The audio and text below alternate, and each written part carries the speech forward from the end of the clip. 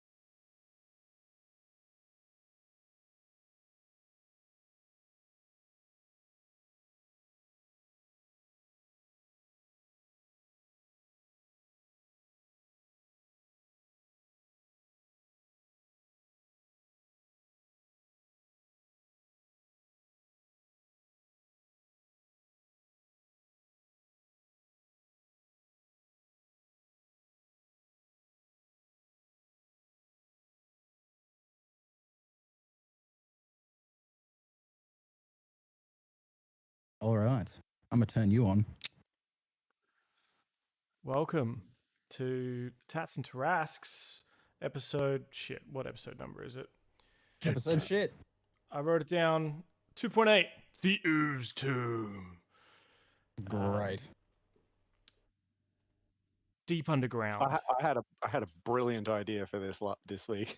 In the dark depths of the Underdark Ocean, a boat is at anchor on a rocky shore.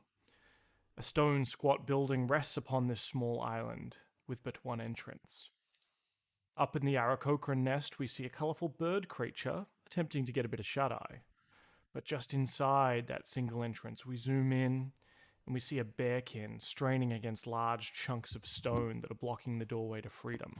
Part of the roof has collapsed. Outside the temple, looking for an alternate way in, is a dwarf of substance, of breeding, of adventure. Thorendir Grimsbane has made his way around to the outside of the squat building to see if any way onto this drab building's roof presents itself. Yet inside the deeper parts of the temple is a giant of a man. His craggy jawline and scowl accentuate his stone-like nature, even more so when you catch glimpses of skin turned to scale on one arm. He wades through ankle-deep water in a dark cavern, walking along a corridor with 4 sarcophagi standing, seemingly watching him from every corner. Who would like to go first? Well, I believe we should probably cut to Winfred, as we ended off with me trying to cut down yet another door. Take it. You have a wonderful timing. I was finished eating my pizza. Fitting.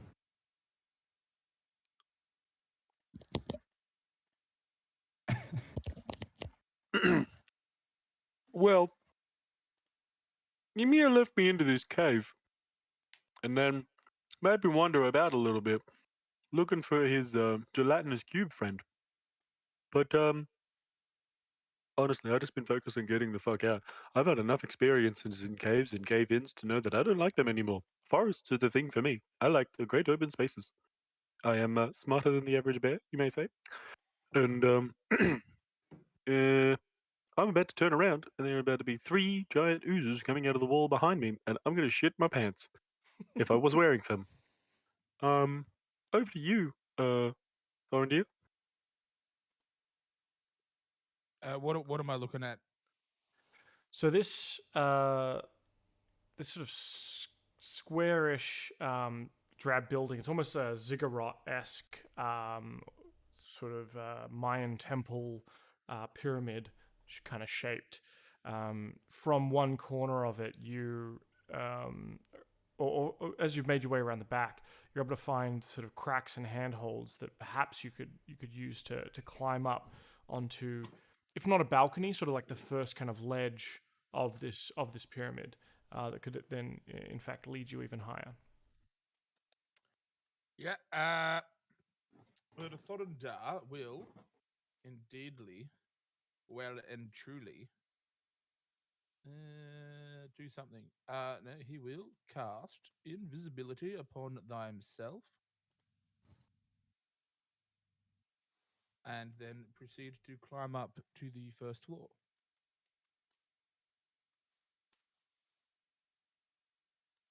All right. So we go from seeing Thorendir's beautiful features, that Grimsbane neck line that is so prominent amongst the genealogy scholars, and in an instant, with a blip, he's gone. But we see parts of the wall move, and some of the masonry sort of fall off, the dust disperse as he climbs his way up onto one of the levels. Give me a perception check, Thorendir.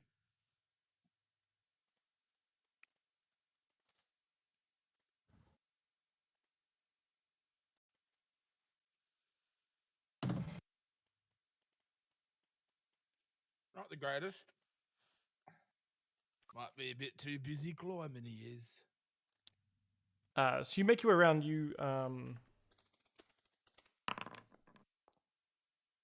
Whilst you're making your way, it's hard because your limbs are invisible as well. I imagine, and it's a little bit hard.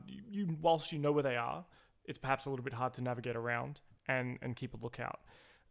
You end up scratching your arms on some of the stonework as you notice the carvings on the side of the ziggurat are very tentacle-like, snake-like, very sort of snake and tentacle motif. In fact, you end up scraping your forearm on sort of the fang of a serpent head that's jutting out of the wall. But you're able to get a look in, and you can see that inside the snake mouth itself seems to lead deeper in. There seems to be some sort of maybe ventilation hole. Would some say it is a dwarf-sized ventilation hole? You might need to suck it in a little bit. Suck it in. Yeah. Although you may Suck it in, also want to Eddie. consider what happens if Thorendir gets stuck and is invisible and is unable to be just his little invisible legs dangling outside the snake. Was that sort of halfway up, or is he on like the first level sort of thing? Like He's sort of so on the first level there's another 2 levels up. yeah. He'll continue climbing. Mhm. But does he know? Is that some sort of like drainage tunnel or something, or is it like an air tunnel? Like, is that water coming dripping out, or is it like just sort of? Well, it's up above, like on the roof of this thing. So Yeah. you think it'd be sort of a way down into the temple or ziggurat itself. There's nothing draining out of that snake mouth that you can tell. Even with your eyes, you can see that the essentially the pipe of the snake itself leads behind the wall somewhere and down. But you can't really see where it goes until you were to perhaps make that leap. Yeah, screw it. No, he's gonna go in it. Okay. He's gonna suck it in, think thin, and shoot on through. All right. Like Mr. Toad's Wild Ride, Thorendir shoots down. Is actually as you get few seconds in, another opening leads to the side. This one does have, and you can kind of hear it coming before you hit it. There's a trickle. There's sort of a trickle of water or a sound of liquid. And as you go down, you can now smell this sort of pungent, noxious smell. And as you fall, you are joined by this sort of green, poisonous liquid that starts getting, covering your skin and burning your eyes somewhat. I need you to make a Constitution saving throw for me. What type of damage is it? Is it poison damage or like acid? It is poison. I get advantage against poison. Excellent. So con save? Yep.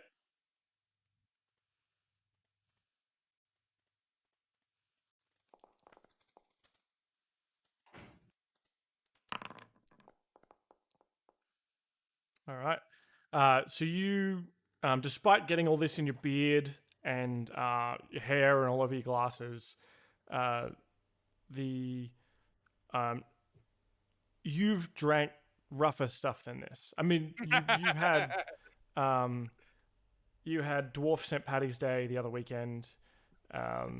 You've built up your tolerances. This ain't no thing for you. Awesome. Now, is it like water by falling down, or am I like sliding down this ooze? You're now sliding with this ooze, and you eventually sort of shoot out of a into a corridor, and you're sliding along almost like a little trail. Yeah.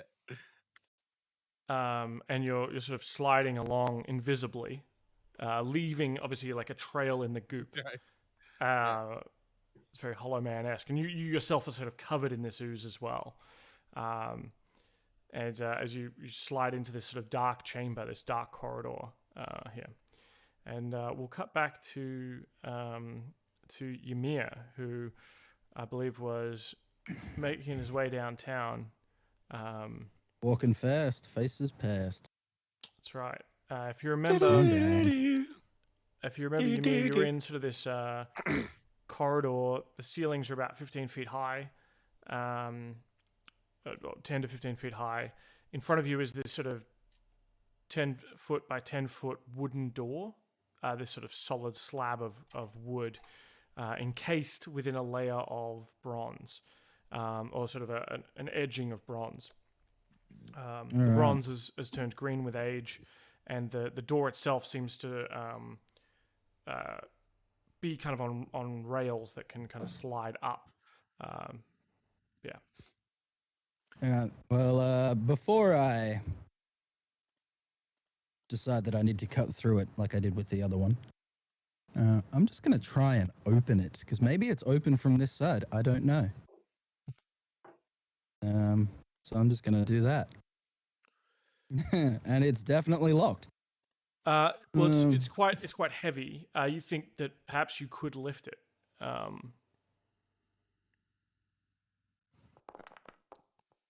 Oh, you son of a bitch. Yeah, you can't lift it. It does not budge. In fact, you feel a twinge in your back. You're going to take one damage there. Oh, oof. He got a splinter from the keyhole. Well, I'm going to, since I can't lift it, I'm just going to make my way around the corner here and inspect this other much heavier door. Just for the people in the what's it called? The audience. Ymir is standing in front of the door, basically doing this. Huh. Yeah. All right. And he's gonna think for a little while. So you stand, in this room, looking up at having just kind of slightly hurt your back, got a little bit of a neck twinge. You eye up the bigger, solid marble door, encased in perhaps what was once sort of gold, or what is gold trim, on a similar kind of rail opening system. This door is sealed. In this room with you, in the gloom, in fact, you have trouble seeing, as I believe, Ymir, there's sort of no other light sources in here. Oh, you might have brought a torch in. I've got my torch on, yeah. Okay, just holding a torch. So you've got a torch in one hand, sword in another? Sword, sword in the other. Cool. Just making sure. So shield on the back kind of thing. Yeah. Shield on the back with my axe through the shield as well. Cool. Just making sure. Not that it'll be relevant, I'm sure. We won't need to know your armor class, but it's always good to know. As you stand there in this room with, there are 4. Oh, actually, no. I had the shield. I had the shield in one hand and the torch in the other. Okay. For this point, because I'm walking around. Yes. Yep. Cool. Because I just looked over my shield. Yeah. All right. Sweet. So there are 4 stone sarcophagi. The lid of each sarcophagus bears a sculpted image of a robed human figure in repose. Mia doesn't quite like coffins. He's gonna take a step back and take a wide berth of the room, just survey the area. And in doing so, he's going to make a decision to slowly plop his way along, because we've got the lines on the map for where they were thereabouts. Yeah. Yep. And I want to inspect this one here. Cool. So you get a bit of a closer look. You hold your torch up to it. The figures seem to be sort of human women. It's kind of hard to tell because like the stone itself has been sculpted to look like women in sort of robes, in sort of very flowing kind of robes.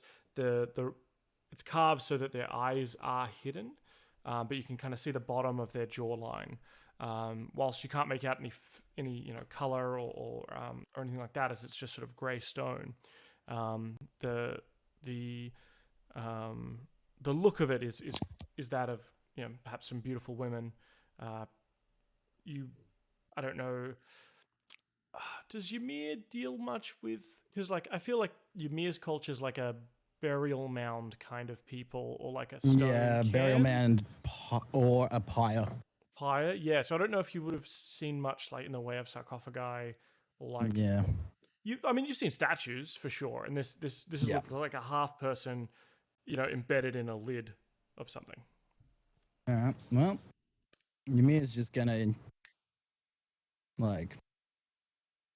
might make my way back towards Winfred to go tell him about the cool statues that I found in the hallway. Okay, while Ymir's making his move there, just slowly walk my way along. Yeah, I'll get you to stop there in that room. Yep. While we cut to Winfred. Winfred, you having sort of just finished your most recent attempt at moving some of these stone blocks, unfortunately a little bit ineffectual at the time. You do turn slowly when you kind of feel the tepid water. Tepid? What's tepid? Is the brackish Kind of water? hot. Yeah. Okay. So the brackish water. That's the right word for it. Yeah. On your feet, on your paws, there's sort of you detect movements and even perhaps a more aggressive smell through that great schnoz of yours. And as you turn slowly in the gloom, backlit, you can see some of the water is moving. These sort of dark grey shapes moving slowly towards you, almost like a ripple of a wave. Yet you're inside. There should be no tide. Well, it's a good thing I can swim, Mr. Narrator, sir. At the moment, it is sort of ankle deep, but this it's almost like a ripple in the water is coming towards you. Well, I have quite large ankles, so water displacement is going to be an issue.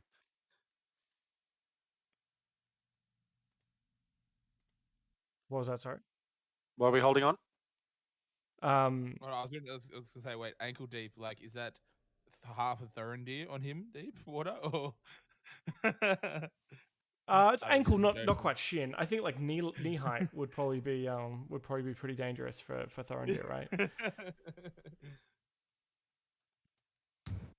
Well, maybe he can swim faster than he can walk. But sorry, go on. In this ripple or maybe small wave that is coming towards Winfred, you see sort of these puddles of slime seem to kind of mount up on top of the wave itself and move towards you. One of them, in fact, starting to inch along the wall itself. Not sure gravity works like that, Mr. Narrator, but I'll run with it anyway. You said that there was a crack in the door where the rock was sitting, yeah? Yeah. So how far up was that crack in the door? Like, if this room were to flood, at what point would it start like spilling outside? Mm-hmm. Yeah, it's definitely not going to like fill up the entire chamber. Okay. But you think you like your head height. If you stand up fine, you'll be fine. Okay. You can get a schnoz out the door for sure. Cool. I want to like put my head just outside the crack of the door, and call out to Pauly and be like, "Pauly, the water is trying to eat me! Help! Please." I don't even think Pauly can hear you. He's passed the fuck out. I was worried about that. Can we make an opposing roll for it, Mr. DM Daddy? Would you like to be woken from this slumber, Pauly, or are I you? need the rest. I'm not gonna lie about that. I'm that hurt. I need to wait this hour out. I can't do fucking anything. Fuck you, Pauly. I'm of no help to you. And also, Pauly would definitely not come up. He's not one to be woken up easily. who do you think you're talking to? You cheeky bird. All right. I turn to face the slimes. I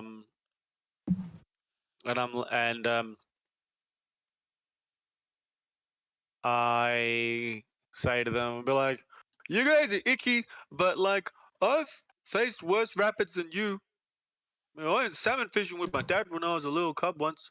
I nearly drowned, but then I didn't. So you can't beat me. I've beaten that." And it gives him like a little like finger. And I want to evoke rage. Okay. And I look up to the sky for a second, and I hold my hammer in both my hands. I'm like, "Okay, Grizzes, I know it's been a while, but I could really use a solid right now. So I don't really want to drown in gross water. It's not really the way I wanted to go out. I'd rather go out choking on food. So if you could help me out with this one here, I'd really, really appreciate it." And then I leap forward and evoke rage. Okay. As you leap forward, and sort of rage out. Your fur starts crackling with energy. You can see actually lines along the temple's walls, sort of the carvings of tentacle motifs and strands start to glow with an eerie light, as if perhaps powered by the energy within you, or reflecting energy back at you. I'm going to need you to make a wild surge roll, please. Okay. Plus your regular one, right? I've got my regular one active, and I've just done my wild surge roll. So my wild surge roll rolls just like my old one did, except now there's just more. There's just more. Yeah. Okay, so I've got vines. So flowers and vines temporarily grow around you until your rage ends. The ground within 15 feet of you is difficult terrain for your enemies. So I'm gonna say that Winfred's foot touches the floor of the temple, and vines and flowers start to sprout all over the place, and create sort of like a mossy, swamp-like texture that would make the water elemental ooze things difficult to get through. Yep. Cool. And that emanates out from you From 15 feet of me. So am I able to put like a little moving marker on me, or? Yeah, I think so. So like. How do I do that?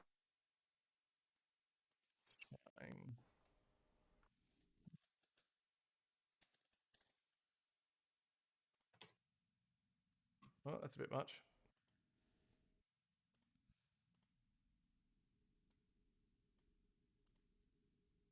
There we go. Is roughly It's where the 2.5 squares in every direction. Yeah, so there's well, I was gonna say I've put a bit of light. Your token's emitting light 15 feet around you now. Oh, cool. Okay, cool. How do I get rid of this thing now? Just right click, alt click, middle click. No. How do I get rid of it? Let's just move you out of the way there, and go back to the range tool. Click it and delete. There we go. Cool. Okay. So you can see So how I'm you're missing a light. sort of pulsing this. Yeah, I can sort of see it. Yeah. Okay. Cool.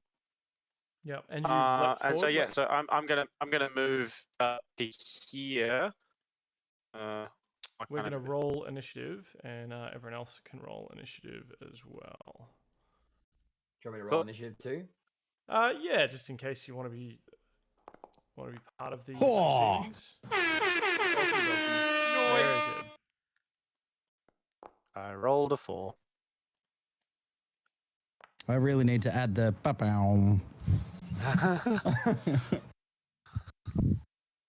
I know what I did, like my actual dice roll, I never get over a fucking 10 in my initiative ever. I think there's only ever been like a couple of occasions where I've rolled higher than like a 12.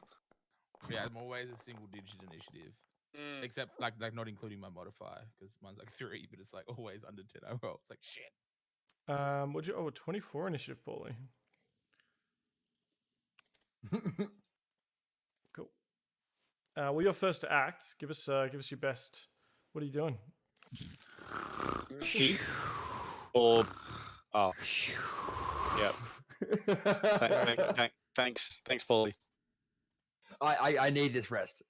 Yeah, that's fine. I'm just gonna get clapped by some dirty water. None of you had to go in. We all could have had a rest. Yeah, that's true. But remember, I think we've lost you. Yeah, I got and then he froze. Is he about to? But I remember a certain bear that didn't come out and help you cunts getting attacked on the top of the ship. That's why you're injured. Actually, very, very true. Except I'm in here as well. Save the giant, leave the bear.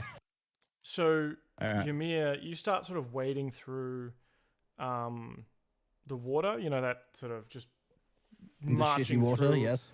in the scale mail, you feel something moving about your leg. Ah, fantastic.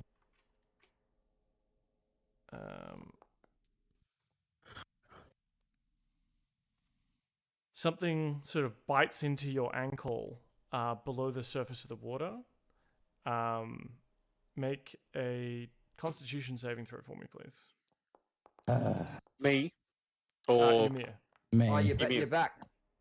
You froze. Yeah, I You am. froze for a while there. Did I? Oh, hang on. Why is that happening? Roll another 20. Hang on a minute. You take 1 piercing damage. Okay. And you notice that there is... All right. An, Is that fixed? Yes. Good. cool. You notice that there are a number of sort of perhaps eels or snakes or leeches in the water here.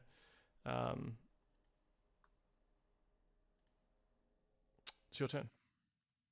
Cool. Well, since there are the eel, snake, leech things, I'm gonna take a step to here and I'm gonna target this one. I'm going to drop my torch and pull my sword from my side. Sizzles out and goes out in the water. Yep. And then I'm gonna swing a longsword at this bad boy for a 13 to hit.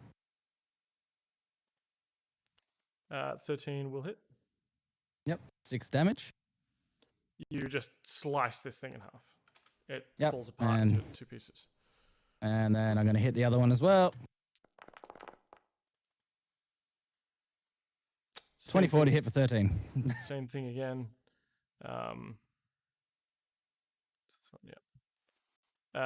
Yep. You're able to just, with a couple of quick, deft strikes, take out 2 of the snakes. Yep. And then I've got 35 feet remaining. So I'm going to get to there. Making my way back. Cool. I currently have my shield and my longsword equipped. All right. What are they? Speed. Okay. So one of these oozes is sort of oozing its way along the wall at you, Winfred. Yeah, just remember that they move it to half speed. Half speed. Yep. These ones in particular have enough speed. Or you kind of ran at them anyway. I did. Oh, what does this do? Okay. One of the ones on the wall that's kind of been oozing past you reaches out with its pseudopod to hit you. Does a 14 hit? You're still rolling private, just saying. That's fine. He doesn't want to show you anyway. Does a 14 hit? We've lost him again. I've got on here he has an armor class of 12, but that doesn't seem right. It seems Yeah, way he does, too because he low. doesn't wear armor. Yeah, but he should have Have I frozen? There you you're back. back now. Oh, okay. I'll be back in a moment. I think Soko might be uploading something, and it's affecting my internet connection. That's cool. Because that's gonna keep dropping out. Just give me like a minute. I'm so sorry about this. That's all right. We'll go to Thorendir.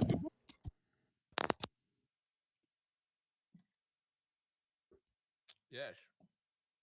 Yeah. So I just had to wash my brush.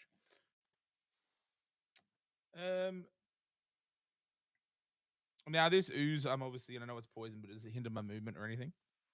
No. It's just No. this whole area sort of seems to sort of sting and burn a little bit, but nothing you're not used to. Stop right there. Yeah. As you sort of slide down this chamber, you kind of stand up, maintain your momentum, and what sort of seems like running along, you all of a sudden, With enough ale, maybe they can get be inured stuck. against the horrors below. Yeah. um, Oh shit. and you hear a voice go. So sorry "Ooh." about that. that tickles, and you can feel a burning on your skin.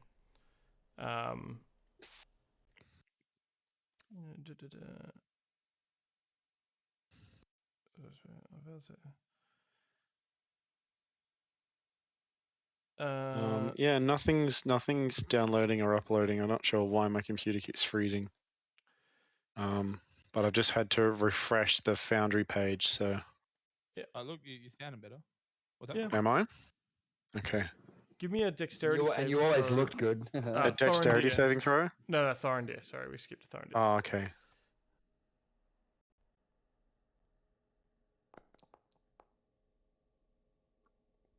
Not Yeah, best. you feel yourself just go into this thing. Stuck. All of a sudden, you can't breathe, and you're kind of held in place.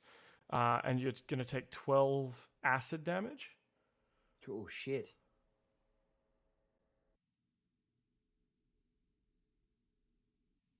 And you're kind of like floating there with your skin burning, and you feel, or you hear kind of a noise in your mind of this creature or this sentience that says, "Oh, that feels good. He brought food. Food. Just lay very still, and we'll get. This will be over before you know it." Oh God, that sounds disgusting. What I was asking you before, Winfred, is does 14 hit your armor class? Mm-hmm. You're going to take Yeah, most certainly does. 2 bludgeoning damage, which is halved because of the thing, and then 6 acid damage. Oh, Christ. Okay. So 1, 7, 30, 26. Crikey. Righto. Thorendir, we'll come back to you. So you've used your movement to move, but then you've sort of been restrained in this creature. You for us outsiders who see you as invisible, we just see this sort of like invisible cavity inside this jelly. So you're effectively visible. Yeah, it's like you've stuck your face in one of those things. Yeah. Yeah. Yeah. Those, But you still have your pin action things, yeah. and your bonus action. Can I use my action to get more movement and fucking try and run out of this guy? No, you are restrained, No? so your speed now becomes Restrained? 0. You can use an action to attempt to make an escape attempt using strength.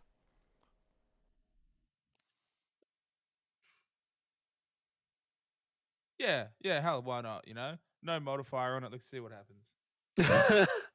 So just a strength check. Just Now raw dog it, Aaron. You do have obviously some buffs from chat if you would like to use that before you roll, but you certainly don't have to. No, I'm gonna raw dog. I'm gonna raw dog this. Let's see what happens. Definitely should have used help on that one. No.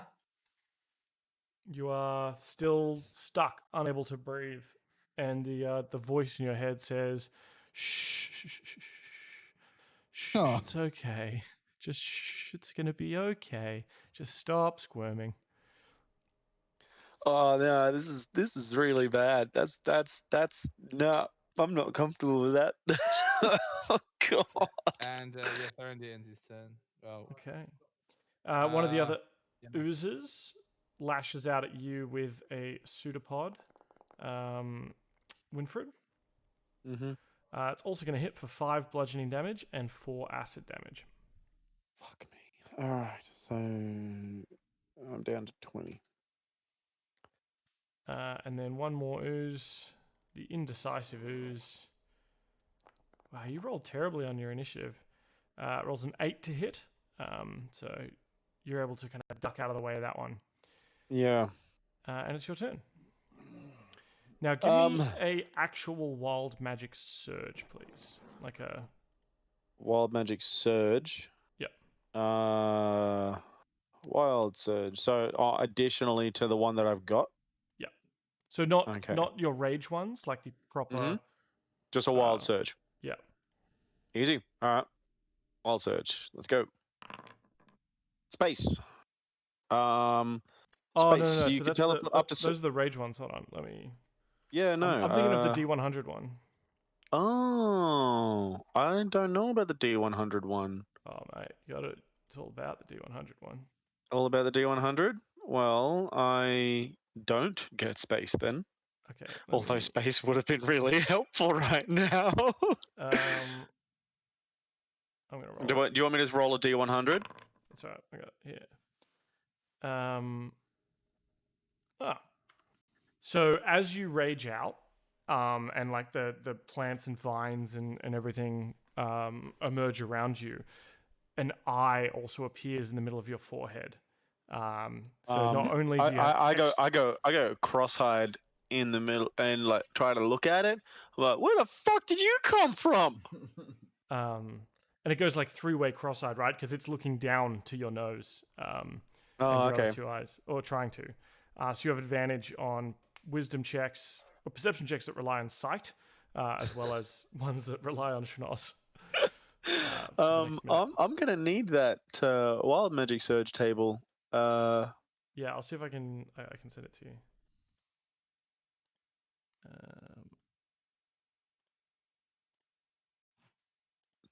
Okay. Cool. So I don't get space, which kind of sucks. But I am gonna book it. Because there's no way that I can fight all three of these things and not die of acid. So I'm gonna spend my action to disengage. And I'm gonna try and move. Just gonna measure this out real quick. Just give me a hot minute.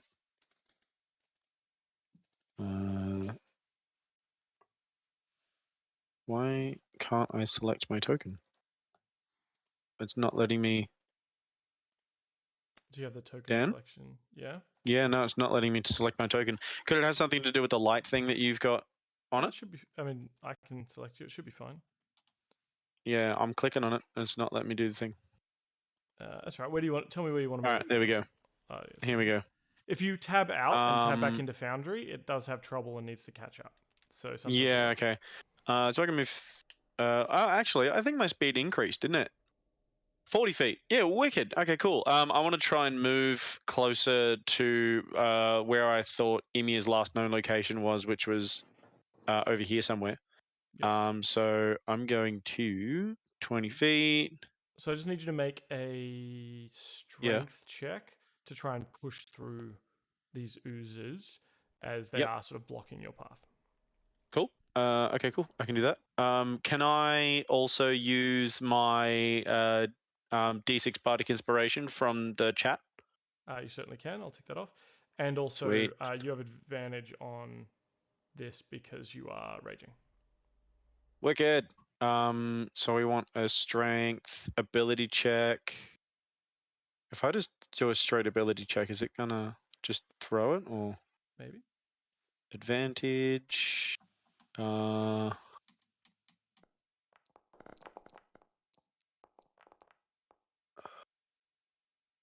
18. Absolutely, you slap this ooze out of the way. Okay, cool. I'm not going to use my Bardic Inspiration in that case, if that's all right. Can I back out of that, or do I still burn it? I've said you've burned it. Oh, okay, that's fair. That's fair. There's got to be before the roll happens, really. No, that's fine. I just didn't know how to put it into the algorithm thing. Yeah, so you leap out over these fools and make a break for it. All right, I'm gonna go down this hallway here. And because I used in the water. Yeah, because I used my action to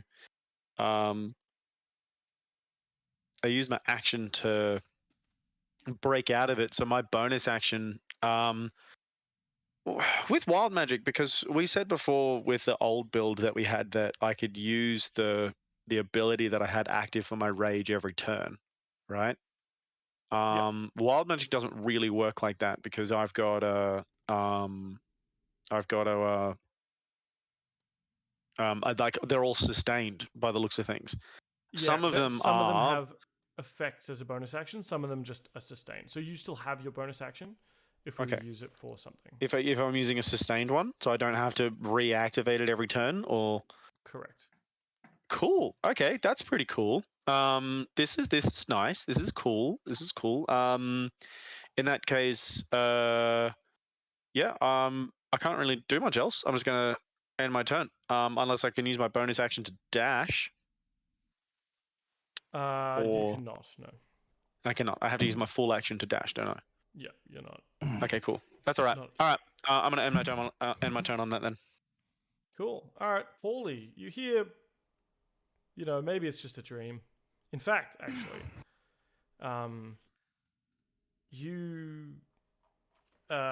your dream does not, like, you've tried to close your eyes, tuck yourself in a little bit, and it doesn't. The dreams you're having are not restful at all. You see, in your dreams, sort of shadows, weird sort of shadows that move. You, at one point, sort of you're flying through caverns, and it's almost like a honeycomb or an ant hive of different corridors, and you kind of find yourself lost in this endless maze of tunnels, and oily tentacles sort of slide and brush up against your wings as you get like a little bit too close to some of the walls, and then as you're flying, you're trying to find new paths to sort of outrun something, but the tunnels seem to be getting sort of smaller and smaller and smaller until you can't avoid the walls themselves. Right. That's actually a fear of mine. So no. I'm glad I can just like tap into that shit. Thanks. Thank you so much. Thank you. I'll be dreaming of that tonight. Wake up in a cold sweat and be like, "Fuck you, DM Daddy." I mean, look, there's a lot of time I'm sweating and I'm thinking, "Fuck you, DM Daddy." Okay. Oh mate, get some daddies in the get some daddies in the chat. I continue to toss and turn in my parrot's nest. Okay. Ymir. Would I have heard Winfred splish sploshing his way around towards me? Yeah, you probably hear like the sound of feet, big paws, perhaps like splashing through water. Can I make a description as to what he see when he sees Winfred? Because Winfred hasn't really seen himself just yet. Oh, I'm not gonna see you. I'm asking if I hear you because I'm gonna call out to you and then turn and go the other way. So I've heard him coming around the corner. I'm gonna say it, not at ridiculous loud volume. I'm going to say, Winfred, I found these really cool statues up here. I had to kill some weird snake things. It was a whole thing. You would not believe the day I'm having. Follow me. And I turn around and I'm going to use my action to dash. So that would be there.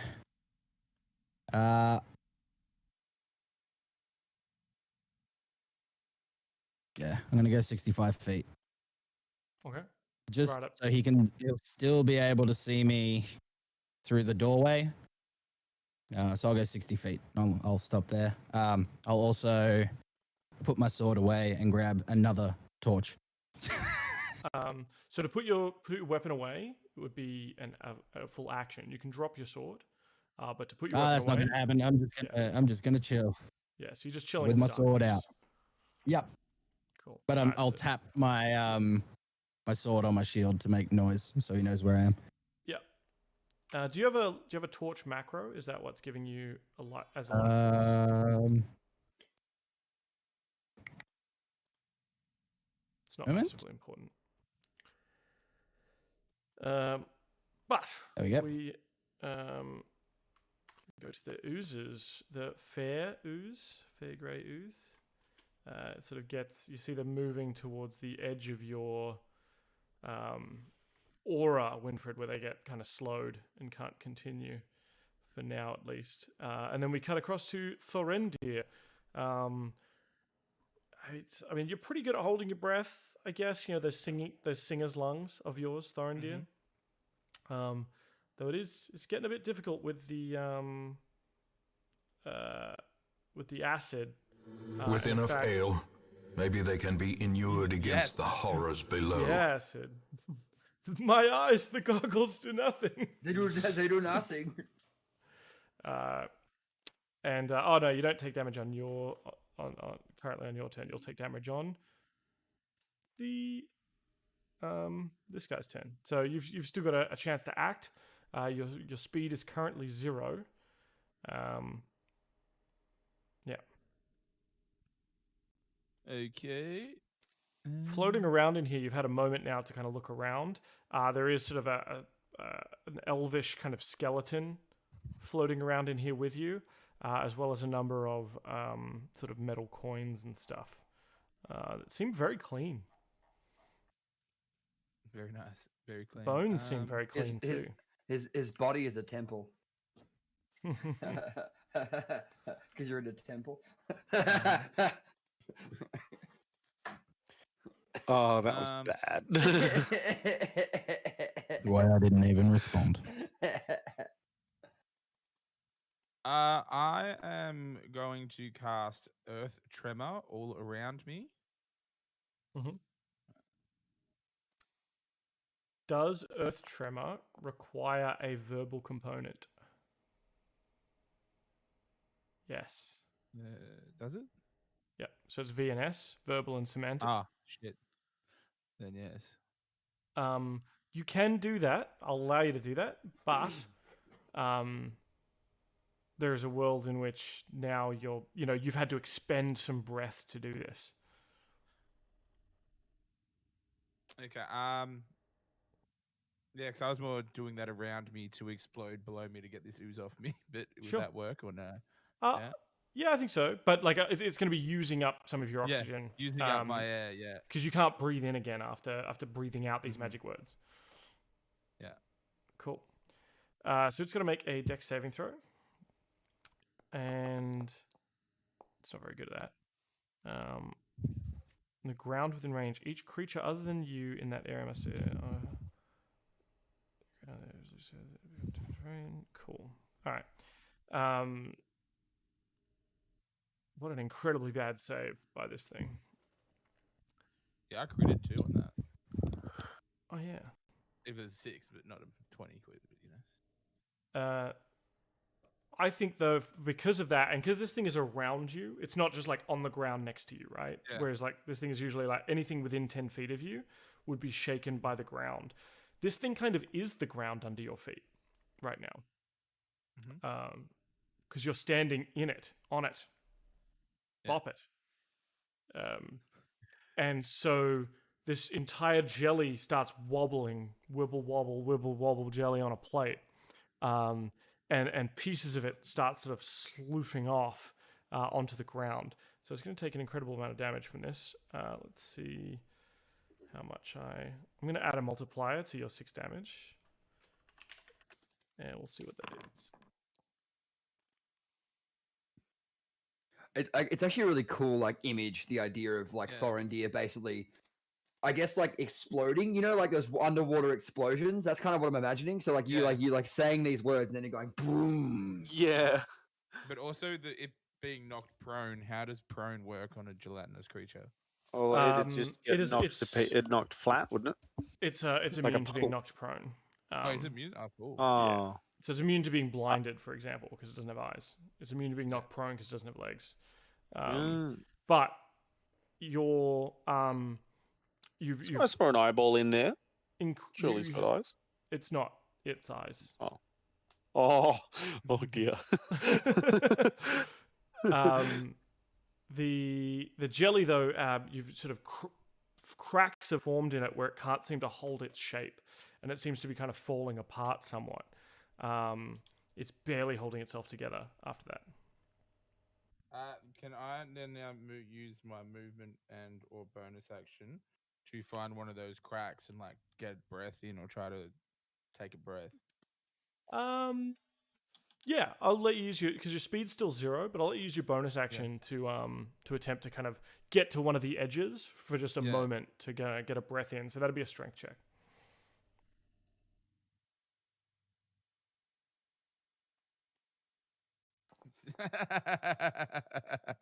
No.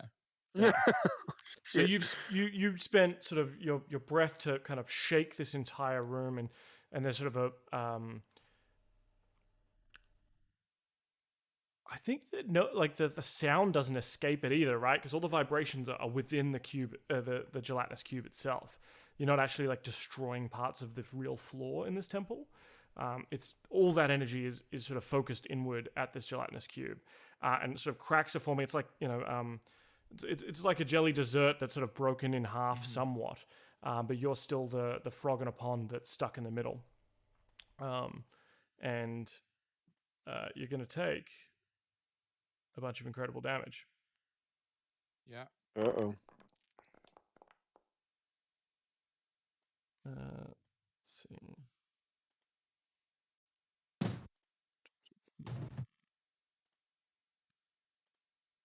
Yep. 26 acid damage. Whoa, mama.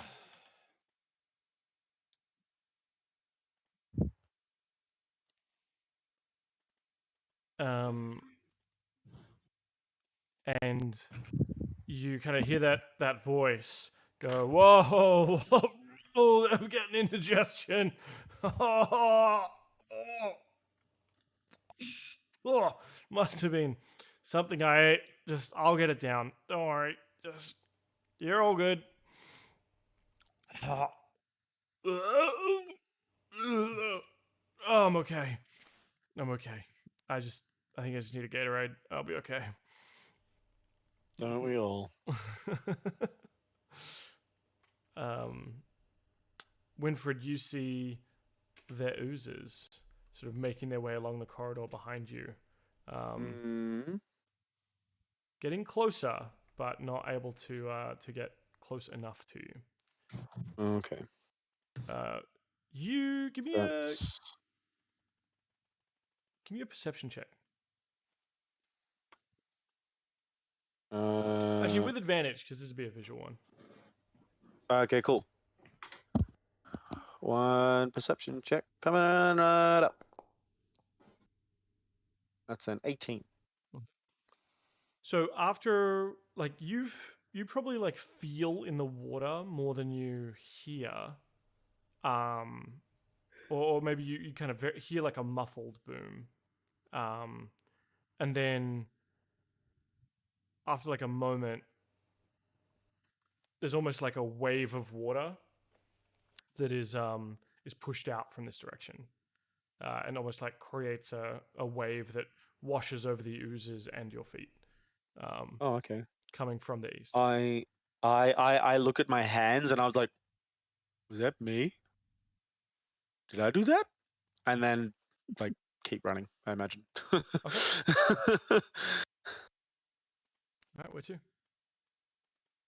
All right. Is that okay? I'm gonna keep booking it. I'm gonna go up this way because I know that I went down the other way. And didn't really find anything useful. I have a question. Mm-hmm. The vines and stuff that are surrounding me within 15 feet, do they get left behind, or do they just follow me in a radius? I think they're coming out around you, right? Around me, right? They're growing everywhere you. Okay, so Yeah, I'm like a swamp. I'm just like a swamp creature. Yeah, as like you leave, the vines kind of go down and fall away, but new ones kind of grow up. Yeah. Yeah, easy. Okay, cool. Okay. Yeah, I'm just gonna keep moving. So I'm gonna run up here. Is that a closed door? That's an open they're all open. That's an open door. I think somebody measured out 40 feet to be about here. Yep. So and I'm gonna do a cheeky perception check does that cost me my action or bonus action? No, I'll allow it. Cool. Just a visual perception check. I want to use my three eyes, my third eye, to see what I can. I rolled 2 10s. Does that become a 2d20? No, it doesn't. Yeah, I'm just looking for Ymir. Any footsteps or anything, or I'm tapping my sword on my shield so that you can hear me. Oh, I've been doing it the entire time. Okay. You also see though there are so you can see Ymir to your north, sort of dead ahead of you. You can see him in the gloom. What's your dark vision out at? Probably 30 feet. Something like that. Yeah. Well, do you even have dark vision? Surely you do. No, I don't think so. Let me see. Features and traits. So you don't. In fact, I don't. I have keen smell. That was what I gave up for. Yeah, gotcha. Yeah. You can see with your sort of limited vision in this room from one of the kind of walls is glowing and applying some light in here. And you can see some movement under the water. It appears to be another sort of giant leech or some kind of snake. Okay. Are they affected by difficult terrain? Everything is. Considering I'm currently a swamp creature. Yeah, you're turning everything around you to like marshy swampness for sure. Okay, cool. In that case, since they are submerged in water, would they get any like visual difficulty when trying to hit me? Just trying to like think it out in my mind's eye. Sure. I think they just find it harder to get to you. They definitely know you're in the water and kind of sense you through the movements of the water. Yeah. Yeah, that's right. That's right. In that case, I just want to use my action to book it north to try and get closer to Ymir. Cool. All right. Yeah. So use your action to dash. How long's another 40 feet? Yeah. So I get over here. As you have not attacked or taken any damage this round, your rage ends. Okay. So I walk through the doors and I just like have like swamp reeds and stuff hanging off of me as I walk through the door to get to Ymir. Yeah. Wait, didn't I take damage from the pseudopod things, or was that the turn before last? That was the turn before. Oh, okay. If your rage ends, doesn't your weird fucking swamp shit Magic fall surge off you thing. now? It's gone. My third eye. Does my third eye finish, or is that? The third eye seems to stick around. Oh, okay, cool. So yeah, Ymir, I've got 3 eyes. 3 eyes, but no Ymir, swamp thing. Don't panic. I prayed to Grizzes, and he gave me a third eye. I think this is what they call enlightenment. I look back through the gloom. You still look like a bear. Okay. Check out these really cool statues I found. Cool. And like, what I'm are pointing they? at them. I fucking know the statues. There's also a door somewhere over there that like is really heavy, and it'll take both of us to lift. So you look at them, Winfred, and these are sort of half statues embedded on like a lid of some kind of, container. Possibly almost like a standing fridge. I don't know. I guess you wouldn't have seen a fridge before. A standing pantry, but with like a stone door with a hardening carbonite on the top on the front. If he hasn't, okay. Wait. You grew up in the forest, right? Yeah. Do you know what a pantry is? I'm guessing it's similar to the farmer's market, but smaller and made for humans. All right, I'm going to describe what a pantry is quickly. Okay, so imagine a box. Whilst he's trying to describe what a pantry is to a bear, I would actually like to do it. Damn Daddy, I'd actually kind of like to do an investigation check as to like these statues on top of a container to see if it's a kind of sarcophagus or coffin. Yep. So what kind of thing would I do for that? Would I do like a I don't investigation? think you need to make an investigation for that. Like I have described them as sarcophagi. Okay. I think Winfred just. But I'm a fucking idiot, and I didn't hear it twice, so I need to do this for myself.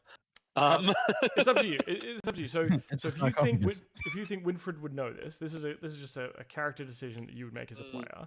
As you walk in, Ymir's like describing to you as like, these are like, this is a pet, like I know these look This like is, no, boxes, I'm saying they're but they're kind of statues. like a pantry full of food. Oh, no. Ymir thinks that they are 100% statues. Like he has no idea. He's never seen a sarcophagus before. Yeah. I'm gonna look at it with my third eye and act all enlightened now that I have 3 eyes, and I'm going to do a like a fucking wisdom check or something like that, considering I'm wise as fuck now. Sure. There we go. I rolled a Very 4, wise. and I look at it with all 3 eyes, and I turned around to Ymir, and I'm like, there were dead people in these That was a stone perception boxes. check. Shouldn't that have been at advantage because you have 3 eyes now? No. So you get another roll. He said he was making just a wisdom, like a wise man check. Just a wisdom. Okay. Yep. And I turned around to Ymir, and I look him dead in the eye, and I'm like, there were dead people in these boxes. Did you know that? They're statues. Anyway.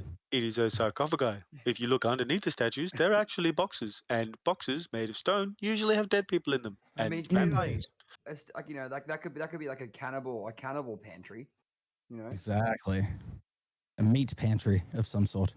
Well, Ymir is going to quickly say, And sarcophagi are usually used to keep dead things in and living things out. Ymir's just going to wave his hand like, yeah.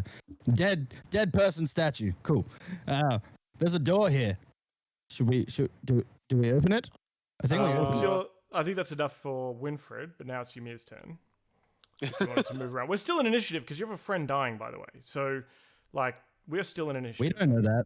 I know. We're still in I initiative. can't hold my breath I'm for so longer than sorry. 6 I seconds thought we were turn. out of combat.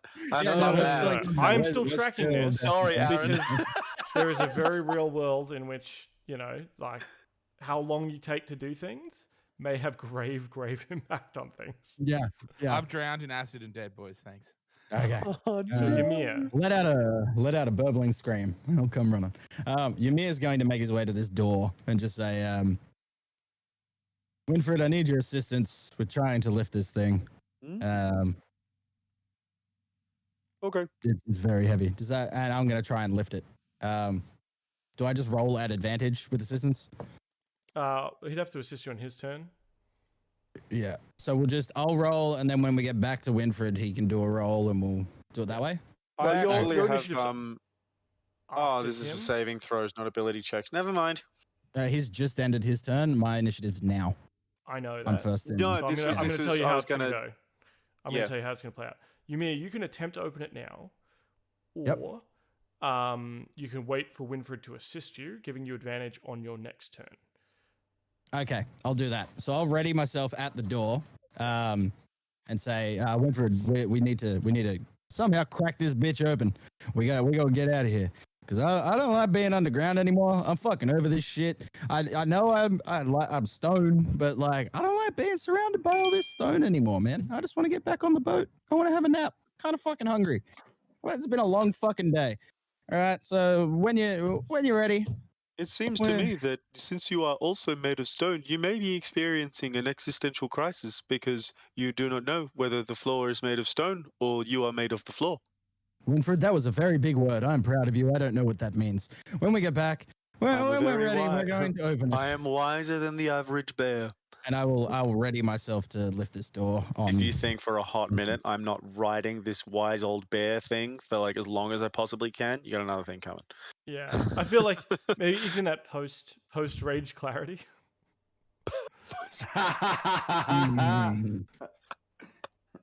Oh, that's bad. I love it. All right, cool. Thorendir, you are inside an ooze. Okay. Well, I am You can You can feel that moment where, like, you know, you can almost like hear your own heartbeat in your throat.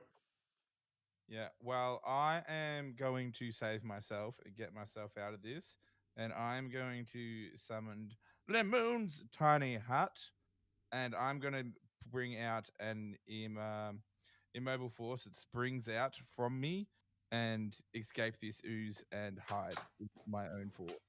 Okay, can you link to me Lemon's tiny hut? Is that there? Casting time 1 minute, my dude. Oh, is it? Oh, I'm going to drown. Fuck. Hold on 1 second. 1 second. Shit. Yeah, it's a minute. I would drown, wouldn't I? Shit, I can't do that. Oh, good then. Don't That's worry 10 about turns. that. Yeah, don't worry about that, man. I love where your head's at, thinking outside the box. Yeah, I was. I didn't see casting time then. You're all right. All good. Screw that then. Technically, this acid eating me, would you count it as melee damage? No. Damn it. No free action from me. One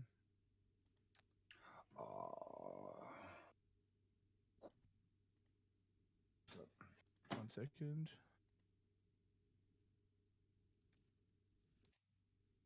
It's been a Alright, I'm- long day I'm going to use my without action you, and, my friend. and get out of this. I'm going to use my action to get out of the acid or ooze. Mhm. And can I get a special thing? I don't have Twitch open, sorry. So Okay, what's my that's thing fine. I have on me? You have either a D20 advantage, you have a D4 inspiration, or you have a D6 inspiration, or you can use all three. Yeah, I use all three. Alright. Oh, damn. He's taking the big roll. I ain't dying, man. Okay. Use 2 of them. Huh? I use all 3. I'm using all three, dude. So roll for these me cards aren't two. using. Roll for me your strength check with advantage, and then we'll add a D6 and a D4. Come on, Thorendir. You can do this, Thorendir. Oh, fuck yeah. Oh, yeah. And That's pretty good. what else? Yeah. Plus 1d6 and 1d4.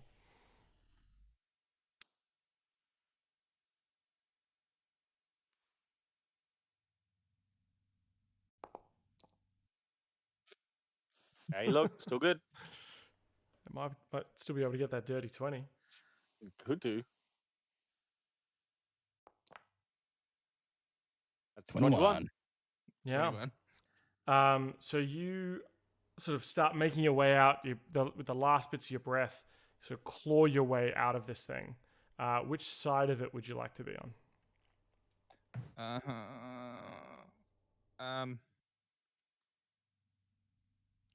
The tunnel I came out of, is it able to traverse? As someone who went through it, would they be able to get up it with the same ease? Without the assistance of gravity, it'd be harder to like. You could potentially scooch up the pipe, depending on what your. It's probably like acrobatics, I guess, to kind of, shimmy up the inside of a pipe. No, I'll go the other way then. Okay. I'll go deeper into the abyss. Are you still invisible? No. No, because he cast a spell before. Ah, right.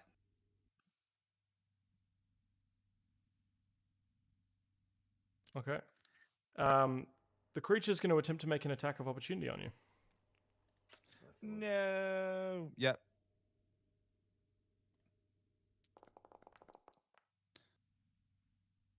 It's 9 to hit. 9 does not hit. Okay. Oh, yes. Oh. And because he melee attacked me, I activate Burning Hands, my Radiant Cloth work. Okay. So and that's while attack you're him. standing next to him. Yep. Well, because I assume that would be the same as me moving. He attacks me. Yeah. Yeah. As you start moving, essentially, he Yeah. attacks you. Because the direct, it's instantaneous. Yep. So, hold on, I'll cast this. This is your Sunleaf armor, if I'm. Yes, it is. Yeah. Yeah.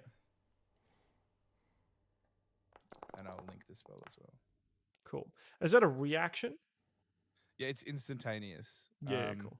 It's anything that hold on, I read it. Well, I'm just wondering for the timing. It's after they attempt to hit you, not. It's after. It's as soon as a melee attack happens on me. Hold on, Yeah. Cool. actually, So, like maybe in a I'll world in which it did knock you out, I don't think you get to cast it back, right? Like, no. I'm just trying to think of the order. It's when I'm hit by a melee attack. So anything that attacks me in melee range. He did miss though. Yeah, but he still. It says, well, maybe, but it's acid. I'm in it. Did my AC block it, or did he miss? Your AC blocked it. He rolled a 9 to the attack itself. So he attempted to make an attack, but it missed. Like you've ducked or whatever. Yeah. That's fine. How do you want to do it? Yeah, I'm trying to think if it's like a revenge thing or it's any attempted attack. I'll allow it. Any attempted attack's fine. So roll that 3d6 for me.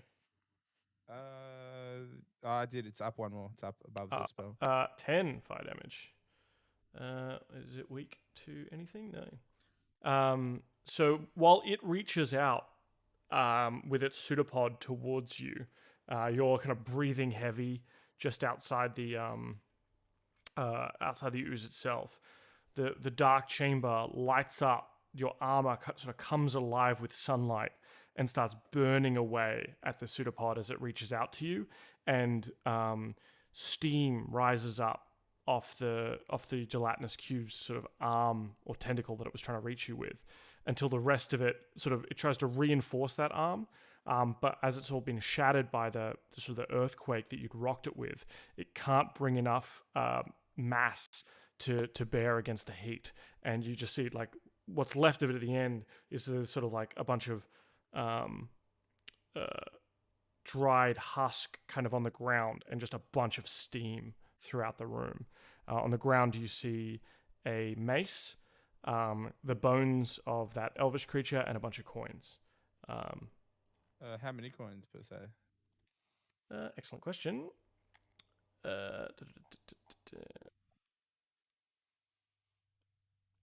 14 electrum. Ooh. Goddamn. And the mostly digested body of a drow. Mostly. What? Yeah. Oh, did you kill that thing? Fuck me. Yeah. But, I did a bunch of damage to it earlier. Yeah, cool. All right. and I will move. These are invisible and stop me. I don't want to move.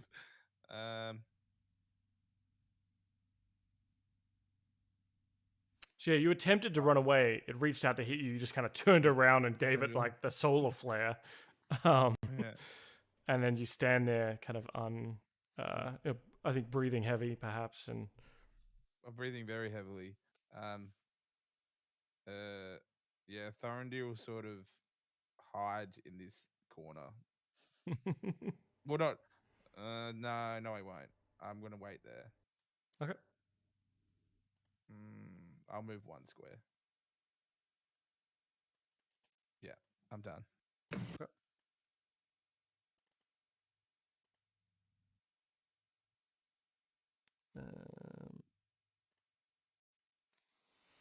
All right, this guy is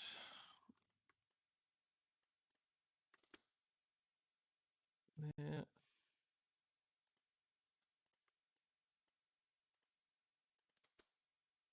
Yeah.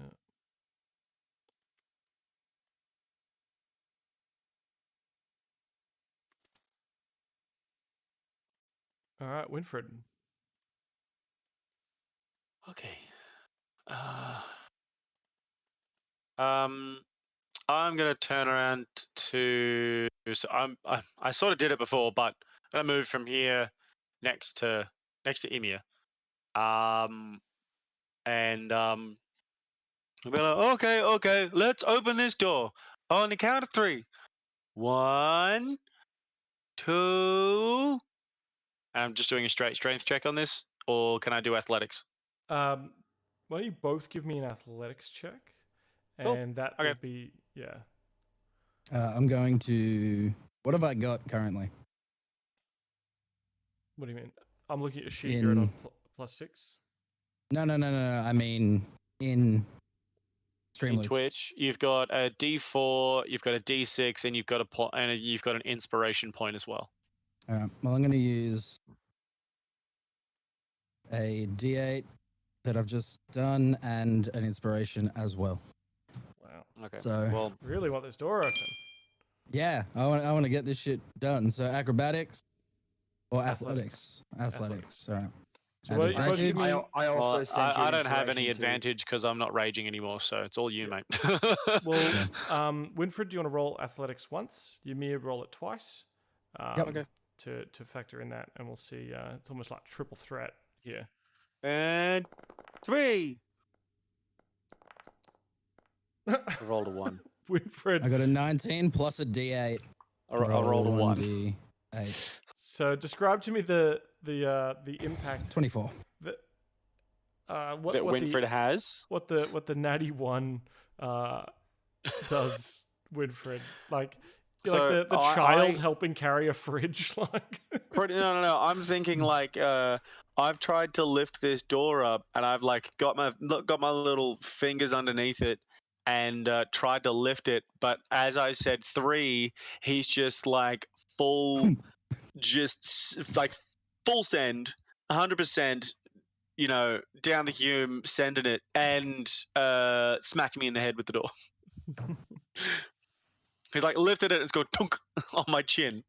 Yeah. Oh, that hurt. I look over at Winfred. I'm like, sorry, bud. You didn't even need my help. I thought I did. There's that time, Ymir, where like you're asking Winfred to spot you, but like you think he's helping with the bar, but he's actually only using like one finger, and it's actually all you on that last rep. You're just like, you just throw that shit open. And you think it's an incredible team effort, and you bonk Winfred's muzzle on the door as it sort of flies up. Give him a pat on the a shoulder. point of damage, or are you going to be merciful this time? Look, I wasn't gonna, but now that you mentioned it, it was a natty 1. I should have kept my mouth shut. So just take 1 bludgeoning damage for me, thank you. I give Winfred a pat on the shoulder and say, thanks for the help, bud. Appreciate it. It's okay. In this He's room, just rubbing his chin. in this room, there's sort of stone blocks. There's a couple of sort of glowing. The walls beyond glow, and there's this passageway of almost like a little trench of water with these steps going up, and the water's coming from like a waterfall on the far wall of the room, like this water feature that's flowing in around this small stone island. And why do I have this sudden urge to pee? In the middle of on that little sort of stone slab, making kind of an island in the small river here under in the temple, is a wide stone sarcophagus. Actually, the slab that it's resting on is sort of black marble. From here, you can't really make anything else out. Ymir, I've been in enough spooky caves to know that if there is a thing on a black marble thing in the center of a room, it's probably best we don't touch it and we just leave. So is it still currently Winfred's turn? It is. I think Winfred's sort of come up and helped you open this. Yeah. He used his movement to kind of do so. You've still got your movement, but it was kind of your action to throw open that door. Yeah. Because my movement, I'm just going to use it to walk into the room. Sure. Like up the stairs to this. Yeah.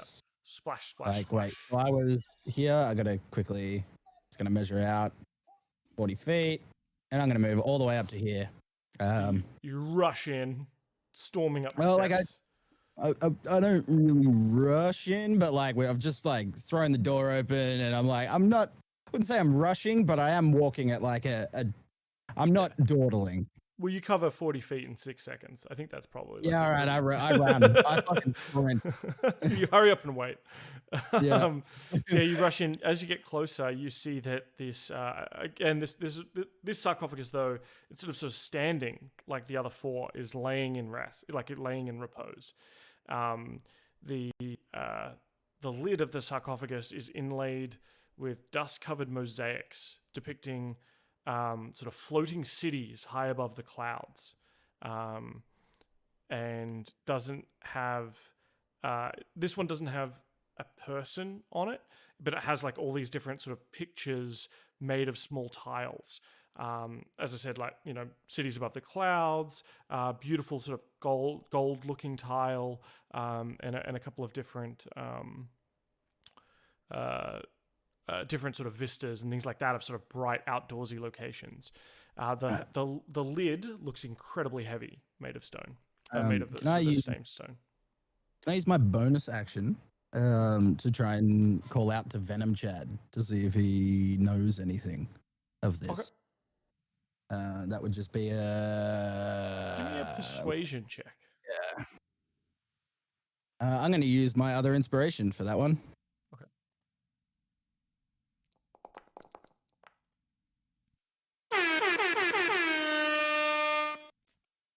Uh-oh. Hey, Venom Chad, Bud, champion, friend, pal. So I'm looking at this big box with some drawings on it. Currently in I look around while I'm talking, like looking Holding up around. your forearm to like your ear as a phone. Yeah, like, no, I like to think I'm doing it like a spy watch, talking into the top of my wrist.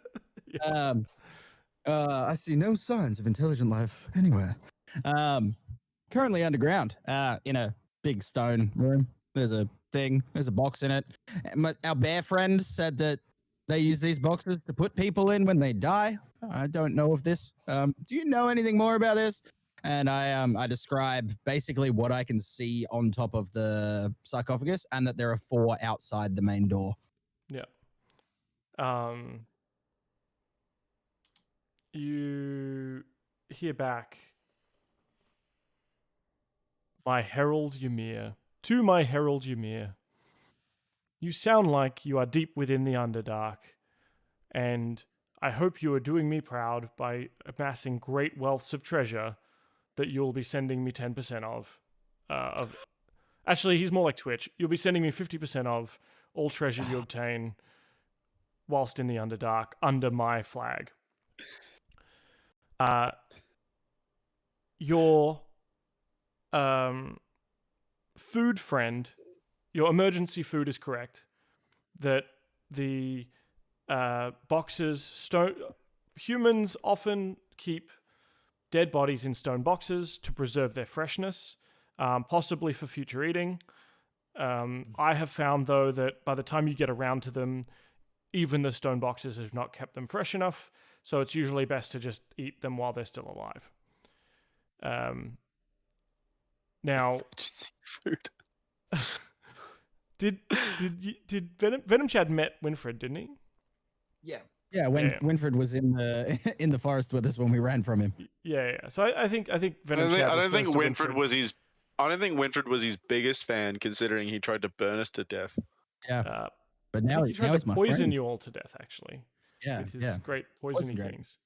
But yeah, I think he would refer to the giant bear as emergency food. Yeah. Fair. Your emergency food friend. Cool. I have known in the hundreds of years that I've been around, or the thousands of years that I've been around,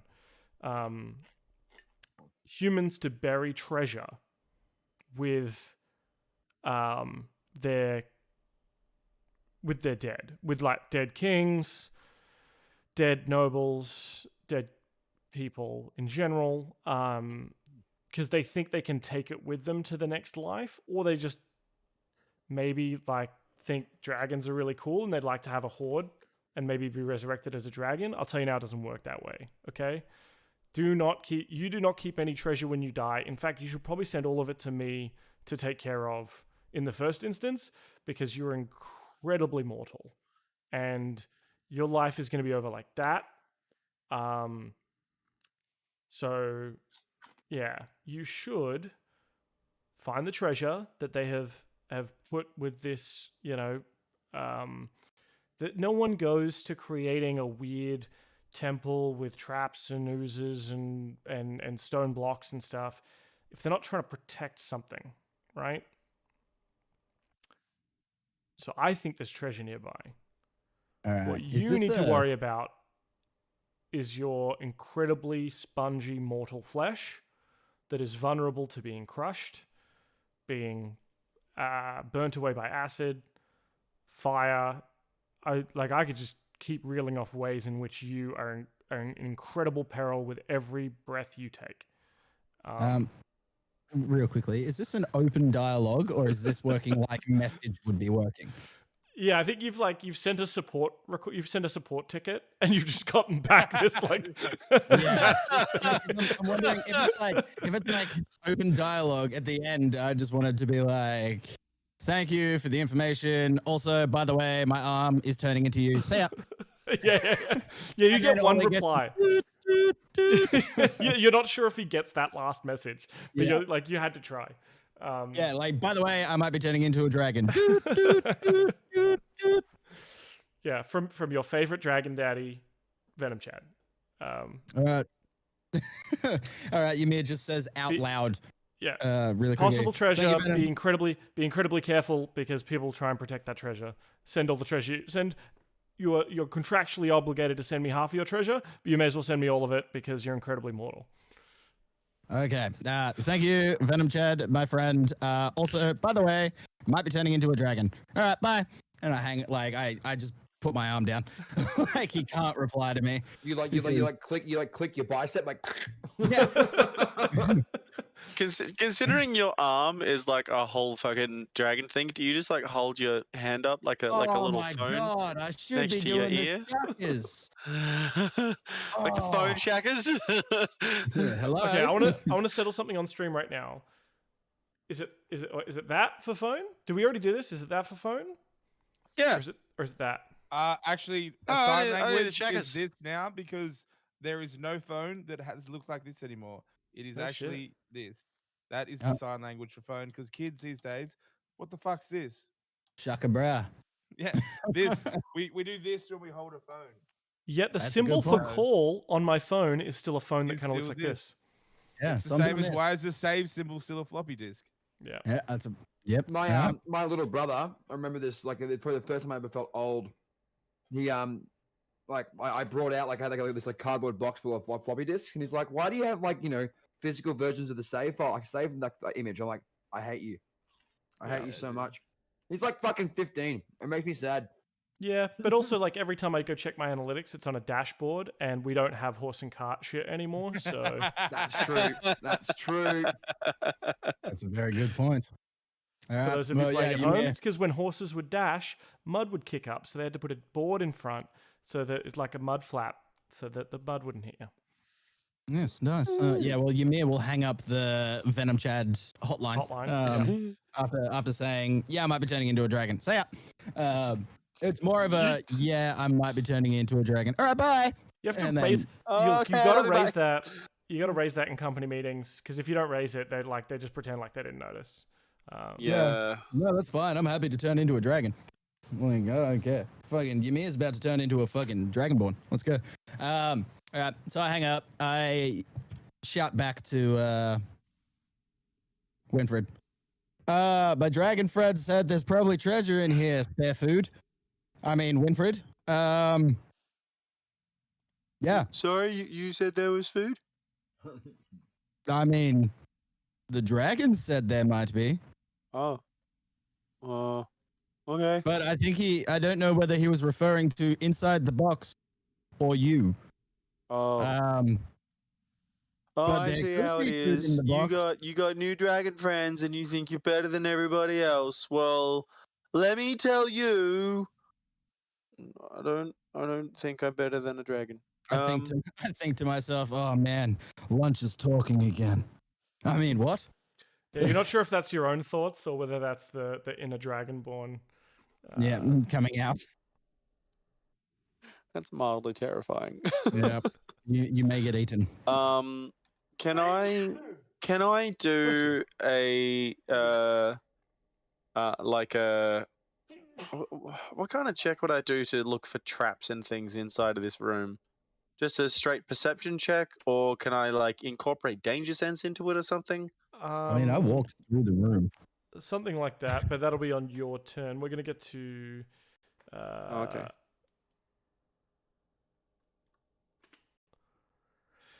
Thorendir. Yay!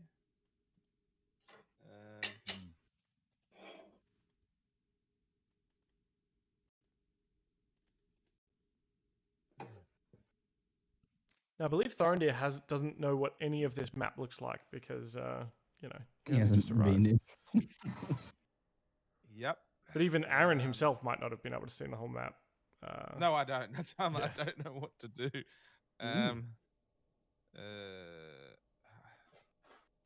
Yeah, I'm going to use.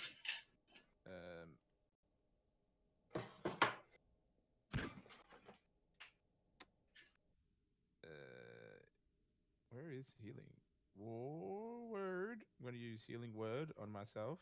Mhm. Jeez, for 6. What words do you And- say to yourself? Oh, he's just looking down at himself saying, can't. Like, very looking like.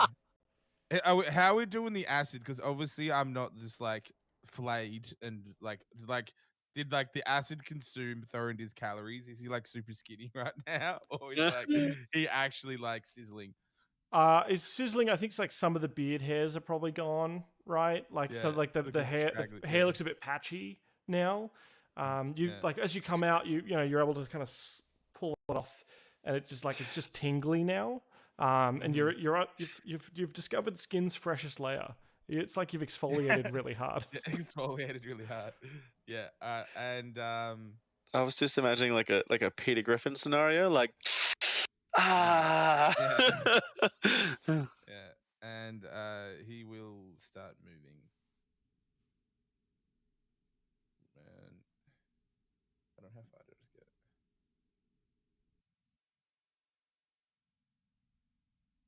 Okay. And because healing word is a bonus action, I'm not liking the look of this in the other square bit. That's very enemy right there. But he'll use his other action to dash. Or Okay. his action.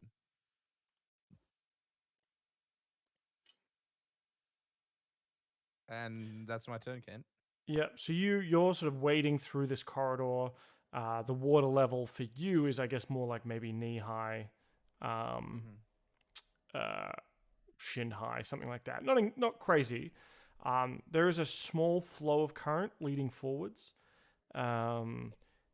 Nothing, there's nothing strong pulling you along or anything like that. And the corridor kind of twists and turns through the darkness. I don't believe you can see any. No, you can't see any light from this angle bouncing around. But you kind of peek your head around the corner. It appears that the corridor is empty. But it also appeared empty last time. I know. Shut up. I don't want another one. I'm gonna die. Help me, boys. Cool.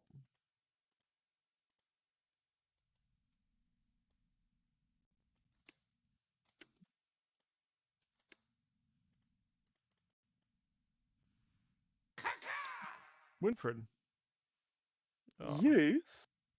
bit of cock horse. Yeah. Someone popping Pauly cards in chat. Fuck yeah.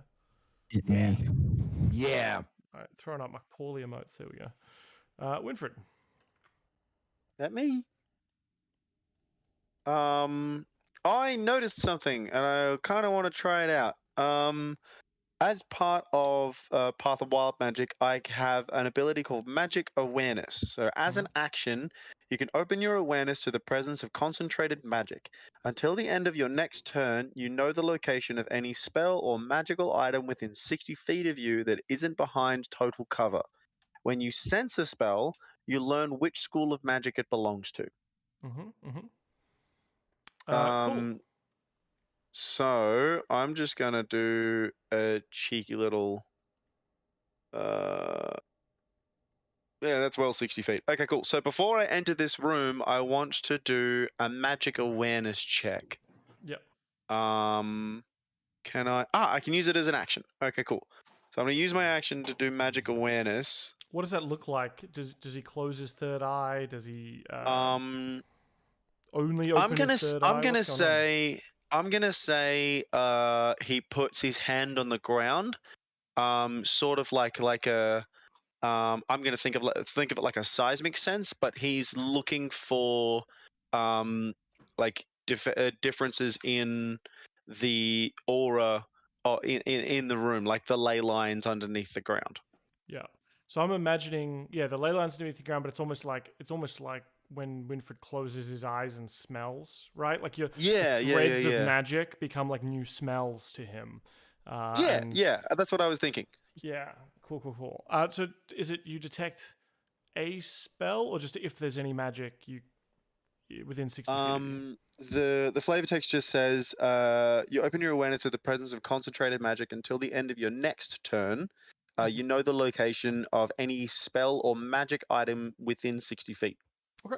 Yeah. So within that whole room, I know where the presence of concentrated magic is, and I know the school of magic that it belongs to. As long as it's not behind total cover. So long as it's not behind total cover. So I would imagine that'd be like walls and doors and things like that. Yep. All right. Yes. So let me just look up some spells of magic, because you definitely smell some magic. Yeah, wicked. I like this wild magic shit. This is fun. Let me pull up D&D Beyond because it couldn't be easier. There we go. You smell. What's that? Taste that on the air. That's a bit of a sweet tasting illusory magic. Illusion magic. Illusory, or from the school of illusion. Illusion. You can definitely also.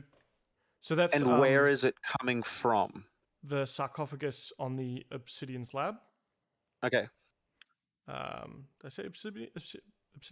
Yeah, you did. Yeah, cool.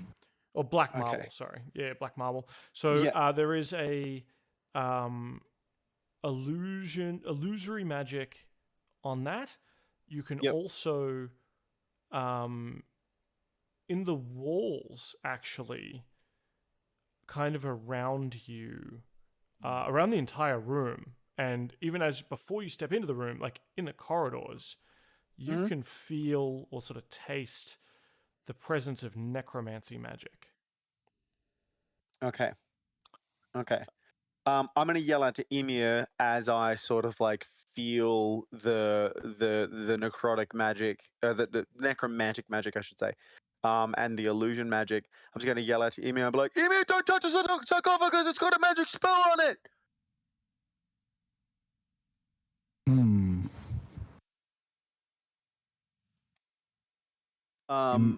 And then I want to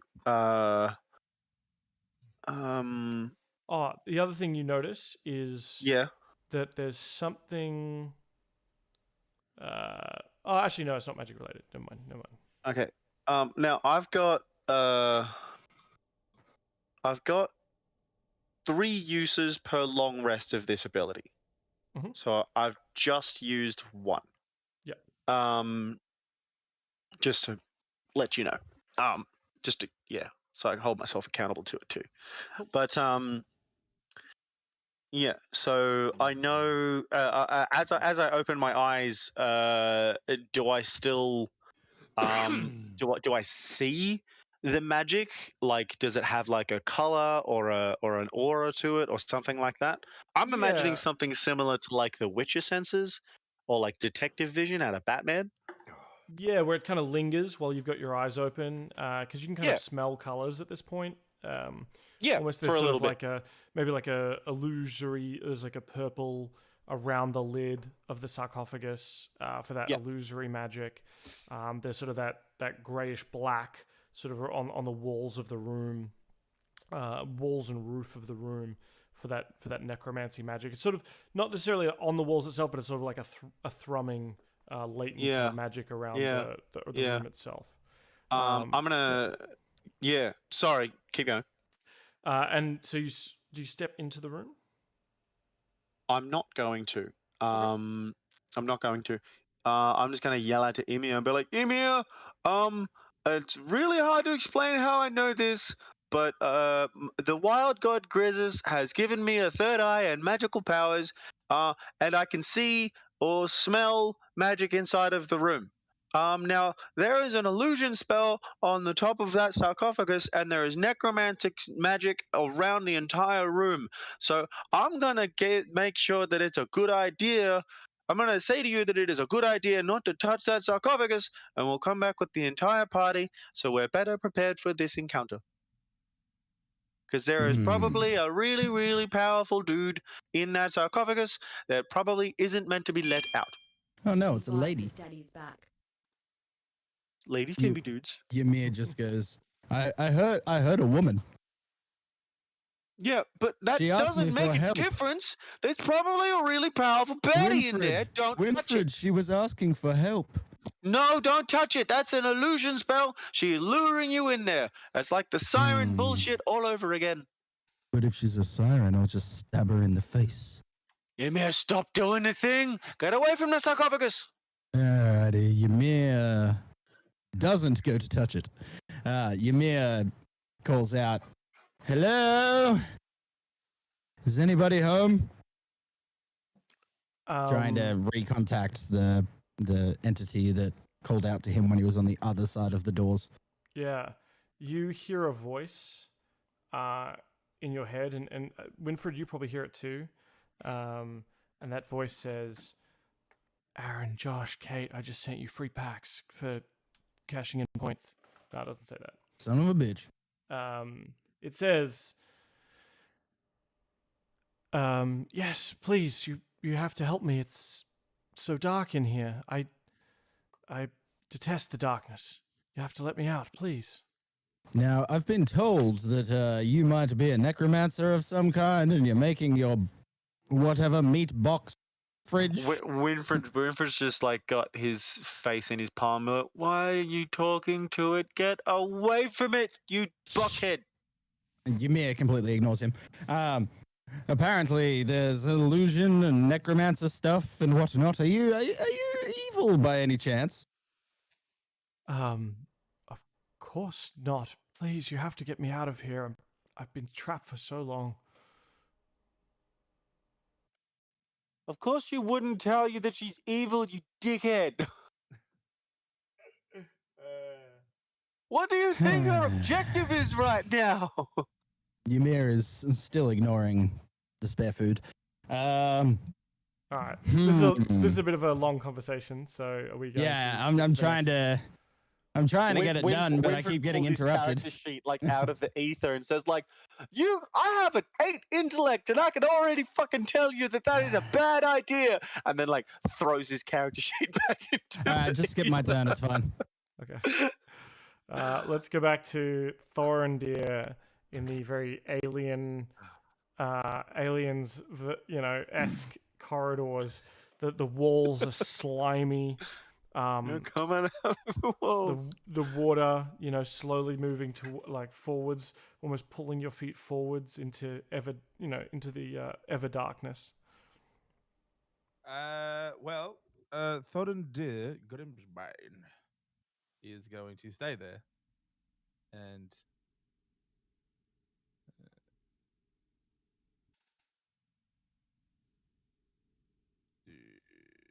cast healing word on him. Another one. God damn, healing word. Healing word do better. Shit, bro. No, it's alright. Yeah, I heal myself for 4. If only if I could give myself,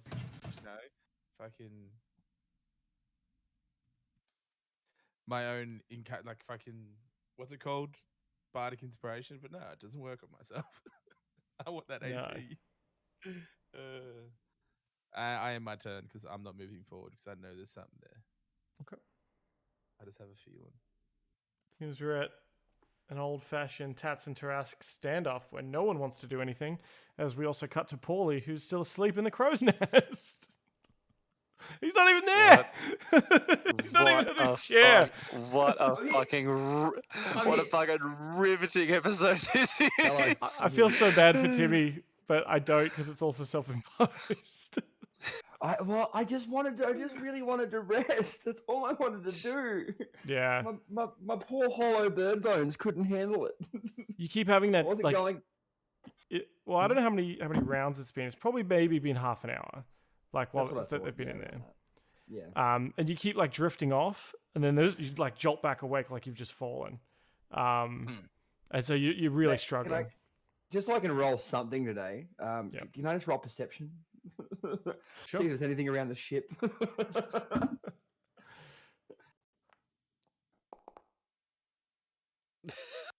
22. Yeah, so a smell's wafting up from the hold, and you kind of poke your head down. You swoop down, poke your head down there, and Splug has been making hot toddies. Oh, okay. I'm getting on the hot toddies. So that's happening. Yeah. Fuck, I want a hot toddy now. All right, done. Splug. Rage and Rolls and I are gonna get pissed. Let's go.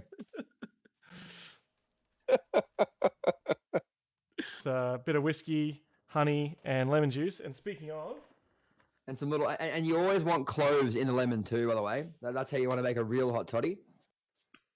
just Yeah, you want a couple cloves in that bad boy too. That's me just telling Splug that, just chuck some cloves in that lemon. In this Add some whiskey nice flavour to it. decanter, this whiskey actually just looks like a jar of dehydrated piss. Yum. But tastes nice. Tonight's whiskey is brought to you by Ardbeg, the Island Islay single malt Scotch whiskey. Yeah, Isla makes the peatiest shit ever. It's fucking delicious, and Ardbeg is amazing. Ardbeg is delicious. So here's to you, chat. Thank you for hanging out with us. Whilst Pauly does nothing, Thorendir almost dies, and Winfred and Ymir make friends. Winfred discovers some newfound powers. Yeah. All right. These oozes, what are they doing? Yeah, back my cigarette. Cool. Winfred. I can still hear everything. I'm just I can't. Yeah. Oh, okay. Okay. So I just don't want you to be too bored, Timmy.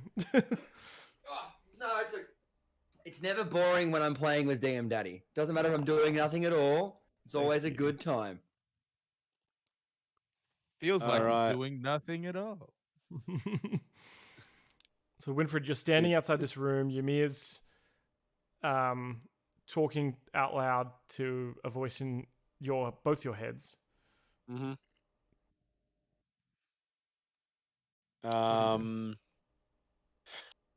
Okay. I can't really get to Thorendir, can I? Can I? Not sure that I can. I'm gonna say to Ymir, Ymir, I'm not helping you with this. I have told you and I have warned you that there is bad magic and bad juju here. I'm walking away. Yep, So if got you it. want to, Yeah, have a good one. That's Ymir's response. rude fucking rocks for brains. Fucking show him. And I'm gonna move down to here. Okay. I'm gonna sort of move down here. I didn't get exactly what 40 feet was, but we're gonna move. If you hold control and then left click, Yeah, you can, yeah. Cool. you can make it to the Oh, door. it's exactly 40 feet. Yeah. That's easy. So- All right. Well, so I'll move this- down to this door here. Similar to the marble door that you helped Ymir open, this one is similar but made of wood and has sort of a corroded brass sort of outline. Okay. I'm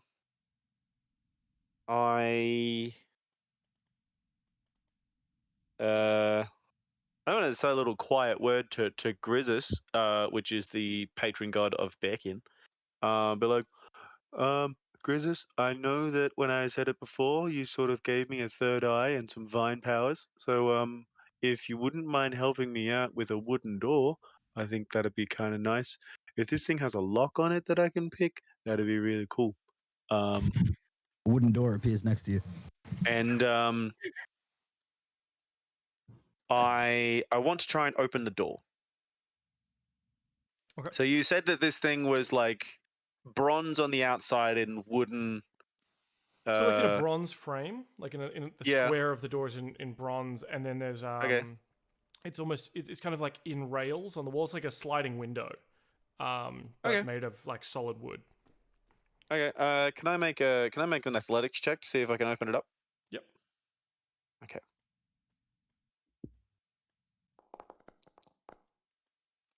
Does a 24 move it at all? Absolutely. You sort of wicked. heft that. Okay.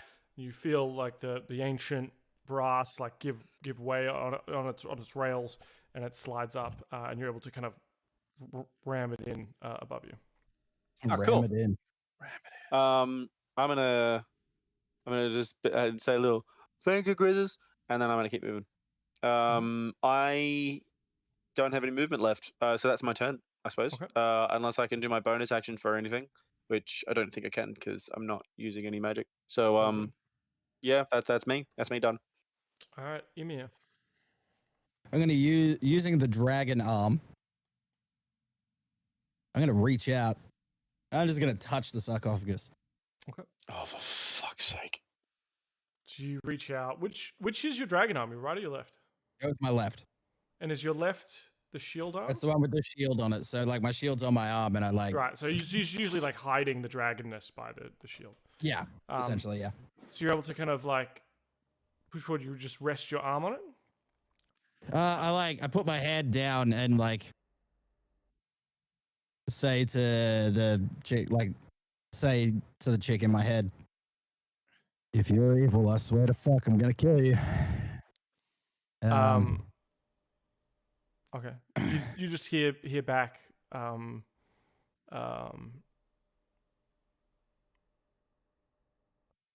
am the light of the crescent. Please do not leave me here.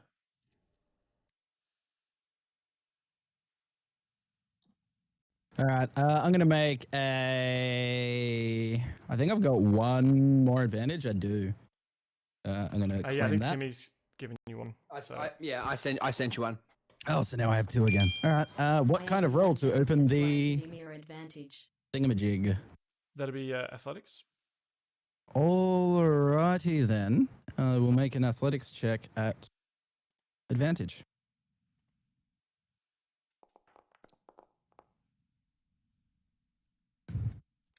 That's so you a go 17. to give this a big old, like, you can see how thick and heavy this stone lid is, right? With all its mosaic tiles on it and everything. And you saw how heavy that marble door was. You go to push this thing and it slides like effortlessly off. A booming voice calls out, "You have disturbed the tomb of Brissis of Karem. Accursed are you, most miserable of creatures." Does Winfried hear this as well? Because I'm like only just down the hall. Yeah, you probably hear the booming voice. I say back. Your voice changed. All right, time to die. Give me a charisma saving throw, please. Yeah. Oh, Yeah, shit. 19. You are not cursed, but you feel that perhaps a curse was incoming. You feel sort of necromantic magic in the room sort of bathe you in negative energy, but perhaps because of your your patron, the chattiest of venoms, you're able to kind of ward it off, and through the wall from behind the water feature, a ghost sort of passes through.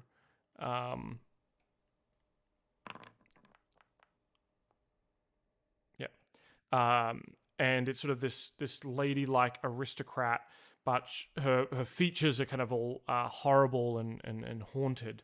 As she's wearing sort of this kind of blackened crown atop her brow as she sort of flies through the waterfall at you. And as the booming voice of the sarcophagus comes to an end, she says, "You've come to steal my treasures, but, you fool, your deaths will free me from this prison, and you and all your friends will serve me even in death." Still gonna kill you. Thorendir. Thorendir hears ya. Thorendir don't get it. Thorendir will once again. And think- this is going to be a 1, boys. This is going to be a 1. Yeah, I think Thorendir, even you hear the booming voice off in the distance, right? Yeah. Thorendir will cast Healing Word on himself. Oh, boys, I got a 2. Oh, we're doing so much hell better. yeah. Oh, sorry, no, but no, it's a It's all your 5, spells, guys. 5 health back. Start popping level 3 healing words, mate. Just bang, bang, bang. Yeah, I'm gonna waste a level 3 spell on what it's 3d4s plus 3. Third level. On a 105. Cool. So that's your bonus action. Anything else? Yeah, I am going back. Oh, goodbye. And I'm gonna use my action to dash and go back. Mhm. End my turn. Okay. Oh. The wraith floats towards you, Ymir.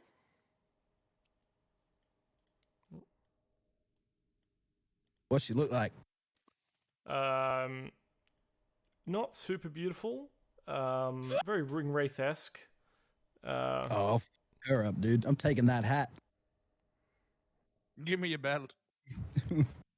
That hat's Give me mine your now, belt. bitch. That hat's mine. She sort of floats towards you and says, "You are full of life, and it will power me. You will be my thrall. You will serve at my side, and we will go from here and turn the Underdark into my empire." Hard pass.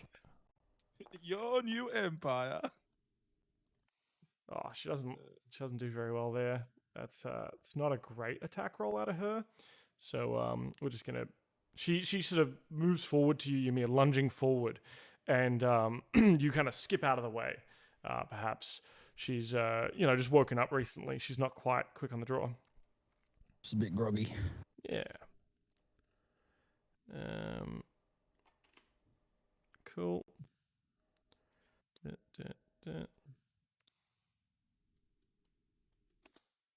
Winfred.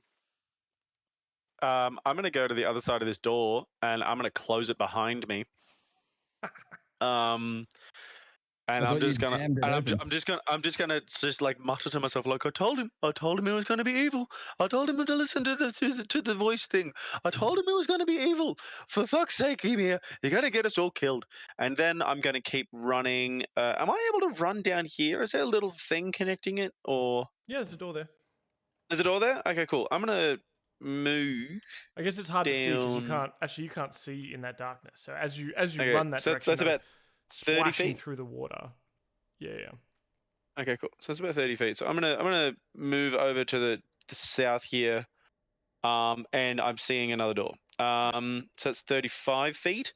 And is this door any harder to open This door, or easier to open? well, you tell me. Is I see a door. Can you click the door? Can I open the door? See if it opens. It opens. Okay, cool. And I'm going to use my action to dash as well. As I'm running down the hallway, I'd like to call out to Thorendir and Pauly in case either of them made it into the temple. Yep. And I can do another 40 feet. I'm going to get to about here. I'm like, Thorendir, Pauly, Ymir's trying to get us killed again. Thorendir, Pauly. You see as the corridor continues ahead of you and kind of snakes around a bend, but to your right, Cardinal West, you see one of those oozes still in this sort of lit room, sort of circling the drain in this room. And as you kind of yell out and splash through the water, it seems to sort of symbiote up, venom style, and sort of rear up a little bit, hearing your yells. And on its turn, it's probably going to start moving towards you. Fuck off, angry sludge. I have not got time for you. I'm trying to find my friends. And I end my turn. Okay. I mean, you can go further.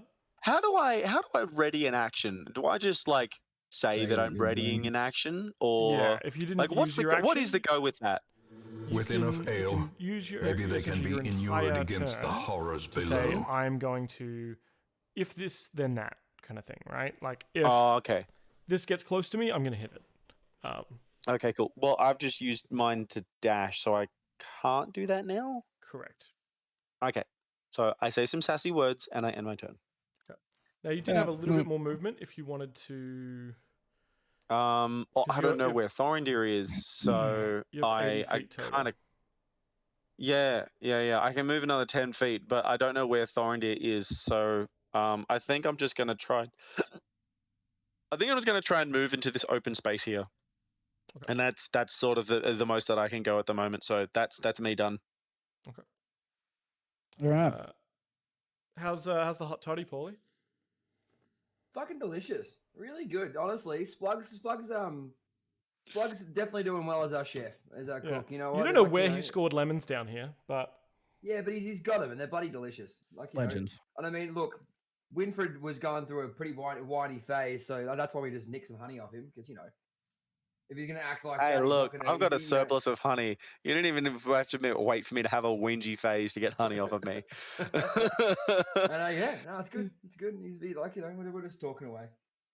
Mate, when Splug gives you lemons, make hot toddies. Having those hot toddies like feels even more restful than actually sleeping on the boat. You're like, oh no, this is what I needed, you know. Just like, meanwhile, Ymir is in the if something could be considered the opposite of hot toddies, I think it'd be Ymir. In fact, possibly Cold just hot water, honestly. Oh, all right. Well, Ymir's going to look at this and just go, "My God, you're ugly." I drop my shield and my longsword. Yeah, Grab. like drop them on the ground. Yep, drop them next to me. Grab my great axe, and I am going to rage. Where is my rage gone? 1 second. That one. All right, so now I'm raging. You're no longer raging. Yeah. Oh, well, can you... What the fuck? There you go. Okay. I've done it now. Thank you. So yeah, I'm now raging, and I'm going to bop this bitch. Does an 11 hit? 11 does not hit, unfortunately. Do I still get my second attack? You do, because your action now is 2 attacks. You don't get your third this turn, because you can't rage and frenzy in the same turn. Yeah. I'm going to swing again. Oh, that is 26 for 10. That's much better, and cool. And I'm going to just say now, "Oh, you, fuck off." And yeah, that's it. Yeah.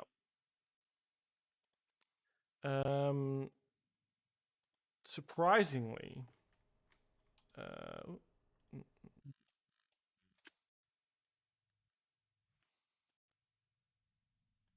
maybe she doesn't. We'll find out in a sec. But before that, it's Thorendir's turn.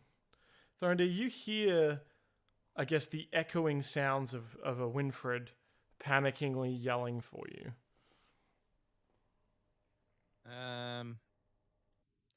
Thorendir's going to use his turn to action to dash, and he's going to try and run back up the pipe.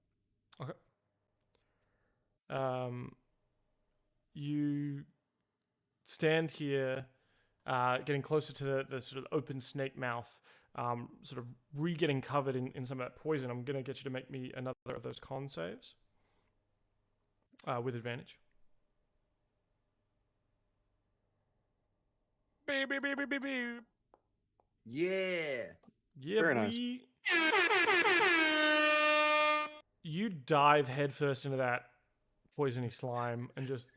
It's actually like washing off the remnants of the acid. You're just like, oh yes, so soothing. It's like putting Stingos on. You know, like it's aloe vera. Aloe. Yeah, it's like aloe vera. Perhaps the sort of the alcohol poison of this, you know, interacts weirdly with the acid and like kind of washes it off you. So as you are sort of gearing up, you're looking up this snake pipe. You actually see a door next to you. But are you deterred, or are you going straight up?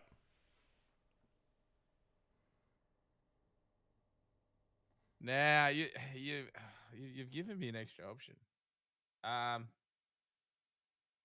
Do it. Do it.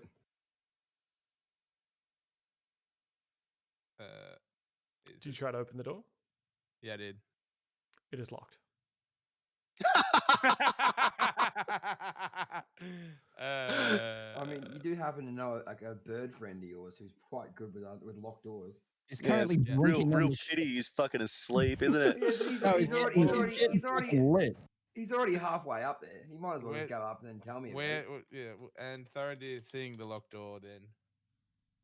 Well, I'll say, sorry, I should do the Thorendir's voice, shouldn't I? Well now, lads. Well now, Thorendir, don't be opening no locked doors when you're already fucked. Better go back to the ship and get a little help, because if I run into one more of those boys, I'm gonna be consumed like a hot whiskey on a cold summer day. I said that the wrong way. I mean, a cold whiskey on a hot summer's day. And yeah, I'll proceed. Both ways work. Yeah, both ways actually. Like a mulled wine on a cold night. Look, he can be forgiven. Mate, a hot toddy on his cold winter, undersea day. Yeah. And yeah, somehow Winfred, somehow Thorendir knows. He just smells hot toddies. It's like sharks being able to smell like sharks being able to smell blood. So you start shimmying up the pipe. Start shimmying up the inside of the pipe. Give me an acrobatics check. Yeah.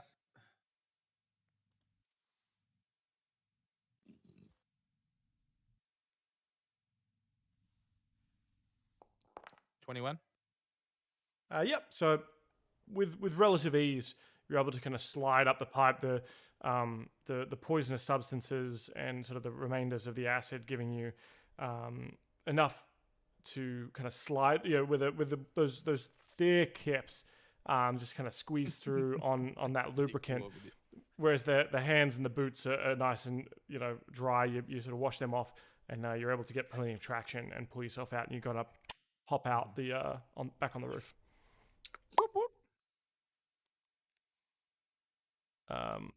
Cool. All right. Now we go to the Wraith. Just because I'm off the map, because I'll just go directly straight to the ship. Would you say it would take me a couple turns before I got there? Yeah, probably like 2 turns, I think. Yeah, all right. So reasonable. Probably take me out for 2 turns. Like we'll still be here, but like just to speed things up. Yeah, cool. Yeah. The sort of wraith that you've summoned, Ymir, she says,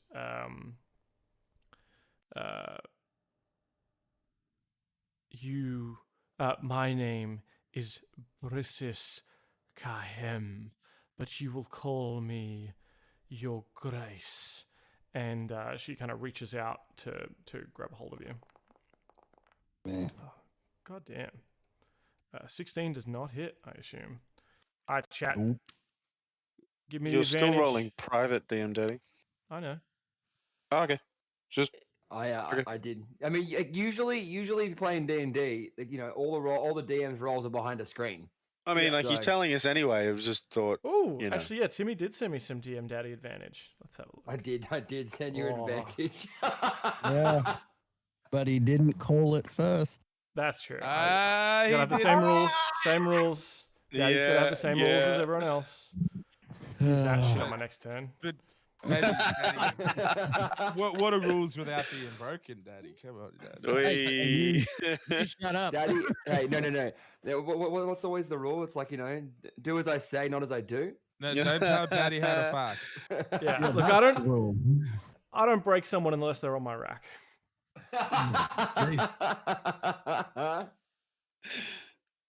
What else would you call Ymir's situation right now? The fucking. Oh, we're calling it Winfred now?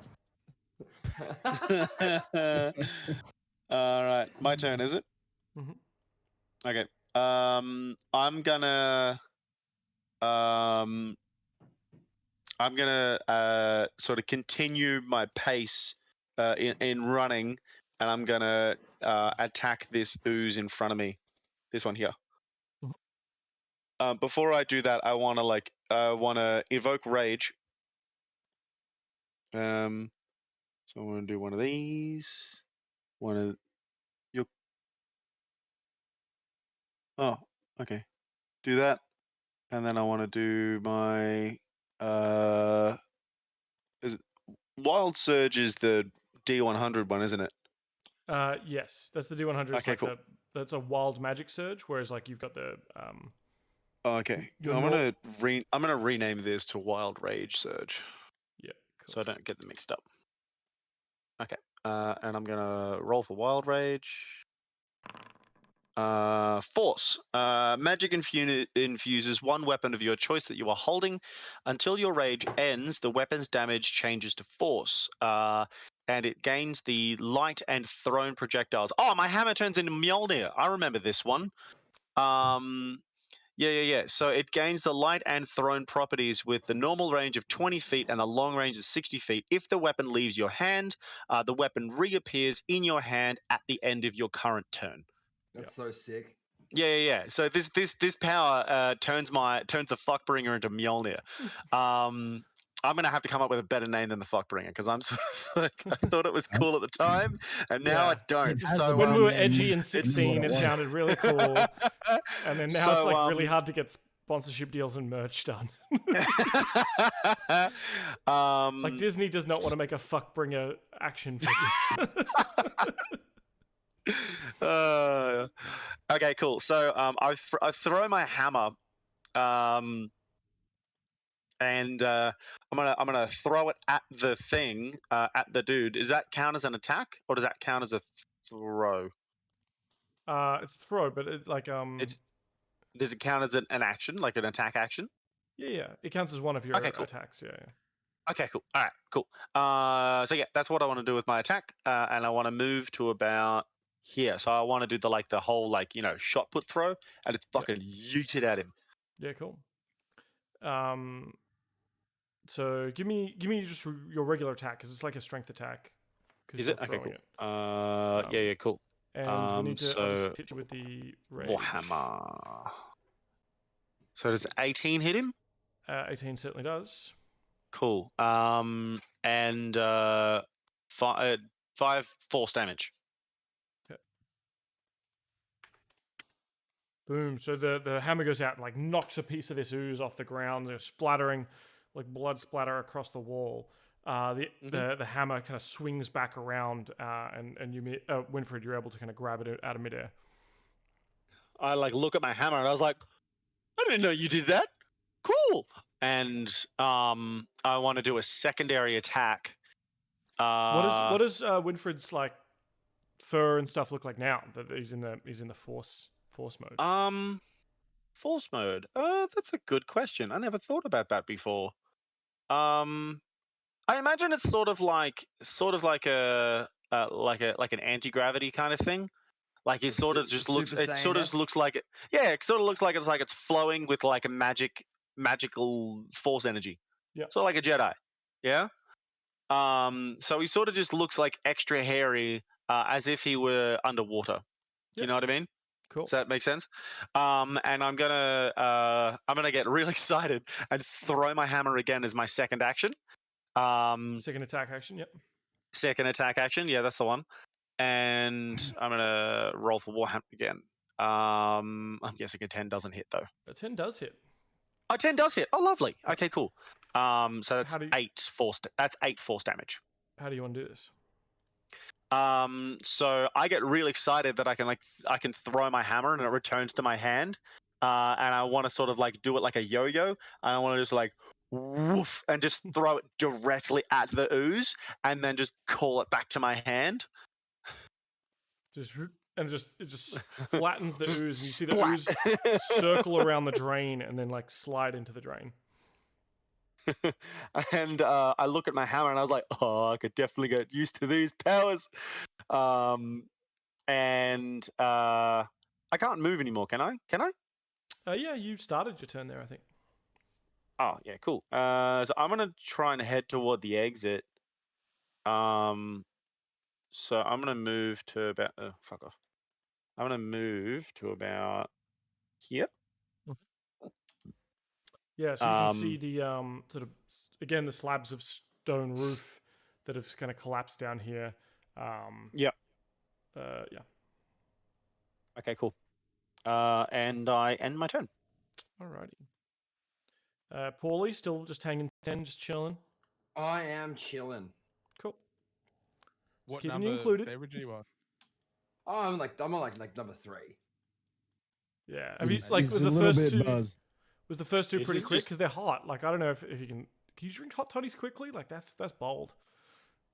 I mean, look, you're actually probably right. I'm probably on the second one. You know, I've asked him to like water the first one down a bit, and then I'm just sipping on the second one. Yeah, nice. This whiskey is also going down a treat, ladies and germs. Nothing like, but charge a glass because we might be here pouring one out for Ymir in a minute. Ymir, it's your Nah. turn. Ymir's going to just continue whacking. That is 22 for 8, Yep. followed by a 21 for 14. I believe in you, Ymir. And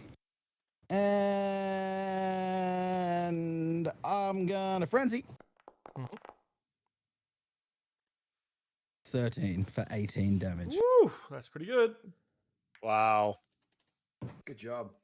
You're sort of slicing through her, this magical axe seeming to bite 40. into this this specter's this dead perhaps elven queen as she kind of hisses and screams at you. What's this guy doing? 1, 2, 3.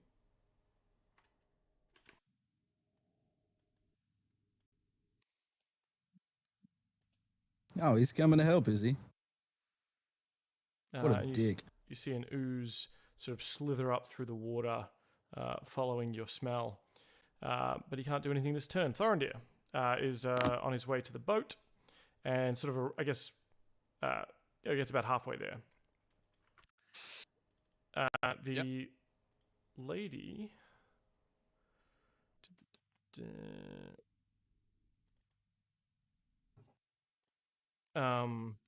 She kind of hisses and says, "You are strong and you are wild, but you will be my lapdog, sitting at my feet. You might be my executioner." And she starts whispering, and you kind of hear whispers sort of all around you.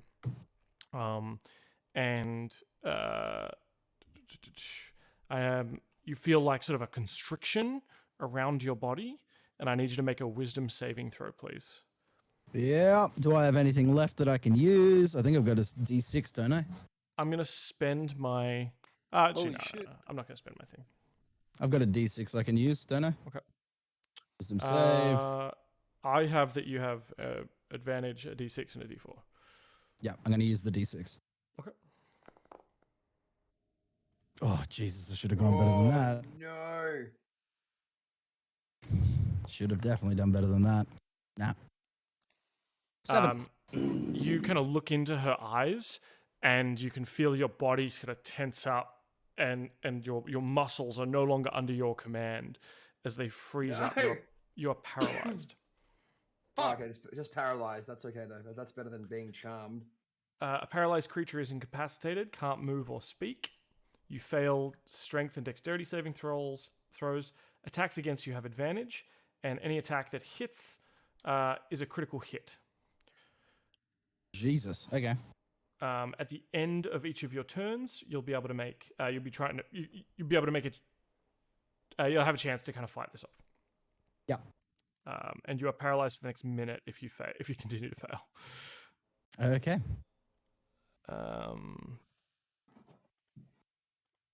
Winfred. I am reaching this stone slab that I saw before, and I want to try and make another attempt to get out of here. But I can't really use my force powers to move this rock, can I? Maybe.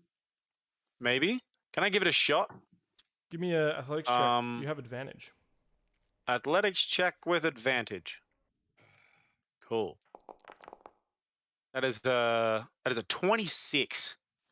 So you sort of rush in there, your fur flowing like you're in an Aquaman movie, and yeah, you're able to kind of throw the hammer forward, slam off like chunks of this rock, break it apart, and it eventually kind of lever the biggest kind of chunk out of the way, and you get the door open. Cool. Okay, I want to exit the cave. Okay. I want to get the fuck out of here. Right. You exit the cave.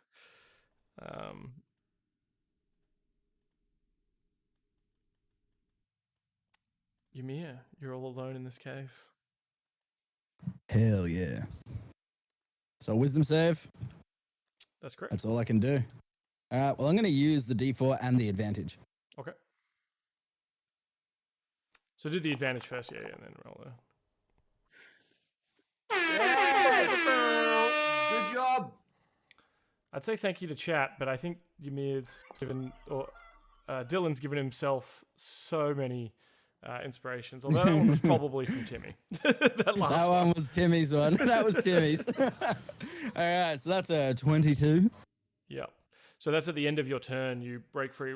Explain to me, or describe to me how Ymir kind of breaks out of this paralysis. Ymir's like paralyzed, staring at this bitch. And he just slowly, like you can see the strain in his eyes, and then slowly he just shakes his head like, nah, and he's back. Yeah. All right. Okay. So you, I do believe you would have fallen over though. Is the only downside for you. Incapacitated. So I'd say you'd fallen down and you're prone while that happened. Which does mean this attack is going to be advantage on you, but you're like in the process of getting back up. From her nonsense. Damage weapon takes.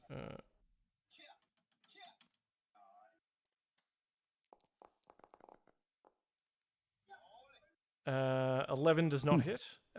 No, it does not. You go to stand up, and the ooze starts sort of rolling over and trying to sort of climb up on you effectively. You're able to kind of scrape it off you and your axe.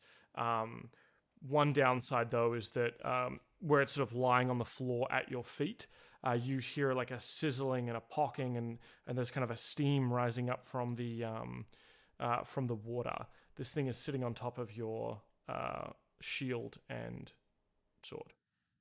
Yep. Okay. Thorendir makes it to the boat. Woo! Goes straight up the boat. Obviously he gets on board, and then he just has the old faint smell and goes and runs down to the kitchen and sees Pauly and Pauly, my boy. Wait. I had something important to tell you, but damn it, what are those delectable goodness I smell in your hand? Pauly immediately hands Thorendir one. Old slide along the bar and drinks one of the hot toddies. He's like, oh my god. Thorendir's like, oh, there was something I had to tell you, but for the life of me, I cannot remember. And starts knocking one back. Wait, hold on. Just because I think this would be really funny, because I do probably have to tell Pauly that the boys are fighting. But can you make me do a roll check to pass to see if Thorendir remembers what to tell Pauly? Sure. I think this should be probably a wisdom check, I guess, to be able to put business before pleasure. Yeah. So just because I have actually no modifier on wisdom, I'm flat. What do you want to set the number to be? I don't think it's gonna be too hard, but I think it's probably gonna be like 12. You have to get a bit slightly better than average here. That's the allure of the first hot toddy is a 12. Yeah. It's a pretty easy check. Like, hot toddies are nice. Yeah. Yeah. Thorendir is not immediately. If he takes one sip, it's like, but, and then tells Pauly that, well, I discovered this sentient ooze, and it, by golly, exfoliated me quite nicely, but a little too well. Almost ate me, Pauly, ate me. But I think the boys are in trouble. I heard foul magic afoot. And do we need to do anything, or do we keep drinking and not worry about them? Look, I reckon in another 10, 15 minutes, after we've had at least one more hot toddy, then we're good to go. Just give me 1 second. I think that's where we're sitting around, right, Dan? Yeah. Yeah, hold on. No, I've committed to this. I've committed to this short rest. Yeah, I'm not going out in the final fucking hour to then die immediately with my 11 health. No, I think I have something.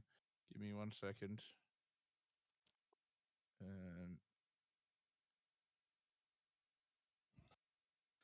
One sec. Where is it? So while you're looking for it, one of the crew members that you could potentially recruit at one point is from Kate. Is his special ability is questionable snacks. I think I might have shown you that card where it's like, maybe like a hot toddy. It's like you drink it and it's like, oh, does it make you feel better or worse? And you roll some dice. Amazing. It always makes you feel better, but it might make you feel worse at the start. Yeah, technically, right? And Thorendir starts playing music and plays the Song of Rest.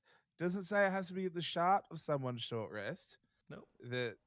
They get an extra D6 hit points back at the end of their short rest. Cool. Can you break me off like just a piece of that music or a piece of that song?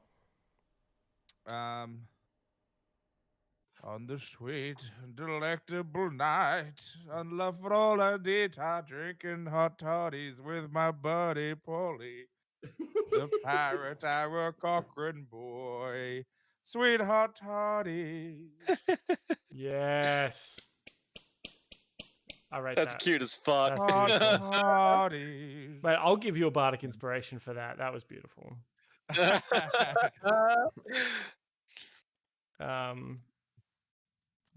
Nice. I gave it to Ymir. That's the wrong guy. Hey, I'll take it. Yeah, so the Song of Rest is if you or any friendly creature who can hear your performance at the end of a short rest regain hit points by spending one or more hit dice, gain an extra 1d6 hit points. So it's at the end of a short rest. So I get an extra 1d6. Yeah, when you finish your short rest. Cool. Beautiful. The wraith sort of floating around you, Ymir, says, you're a brute and an imbecile and a terrible servant. You can't even stand still when commanded. And she starts sort of floating back, becoming sort of incorporeal, and floating back towards the entrance, using her action to dash here. Do I get an attack of opportunity, or is she going to disengage? She's not. Yeah, she's disengaging. Sorry, not dashing. She's not attacking, so she's not using her action. But she kind of starts floating back, and she says, "Rise, my servants, and put this fool in his place." And you hear the slam of 4 stone lids fly open. Would they not standing upright? Would they not be stone doors? Sure. Lids, doors, I don't know, same thing. It's an excellent question, though. It's an excellent question. 4 stone lids, doors fly open. All right. And I think that's where we'll end it for this week. All right. Well, thank you. I just want Ymir to survive at least one more week. Oh, it's fine. Ymir's going to survive this. He is huge. I still have a lot left that I can pull out of my ass to save myself. Yeah, you got a lot in the tank, right? So Yeah. fine. I've still got my half damage from my rage. I've still got Stone's endurance. Like, I'm good. Yeah. That's all I got because I don't have any magic. But yeah. You got the magic axe, the magical axe of Venom Chad. Look, The Herald of Venom I Chad. was gonna be there, but I swear to Jesus, there's another one of those fucking things hiding there, and I would have died. I'm sorry. Man. We I haven't actually Yeah, got thought look, I one. was gonna tear up my sheet. that was the most frustrating thing with the session before too. It's like I couldn't do anything. I would have come in, but I'm on 11 health, and everyone started running in, and I was like, okay, well, I've got It's to rest. fine. I'm It's- Ymir. I Yeah. tried to be sneaky for once, going invisible, but there's invisible slime. And to be fair, that was not out of nowhere. Like, that was totally foreshadowed in the week before. True. That wasn't a like, oh shit, how do I fuck with Aaron? He keeps going invisible. I need something to fuck with him. It's like, no. We established there's a cube in that place. I honestly Yeah. prefer your thing, that first one. How do I fuck with Aaron? I like that more. No, That's what but I'm sticking with. I've literally come out this pipe. I'm just down this little alleyway. I'm like, I don't expect there to be a giant thing here. I swear that's where the other boys work. So I couldn't see any other part of the map till I went through the corner. And then I'm like, oh, this guy's here. I swear this wasn't where the guys were.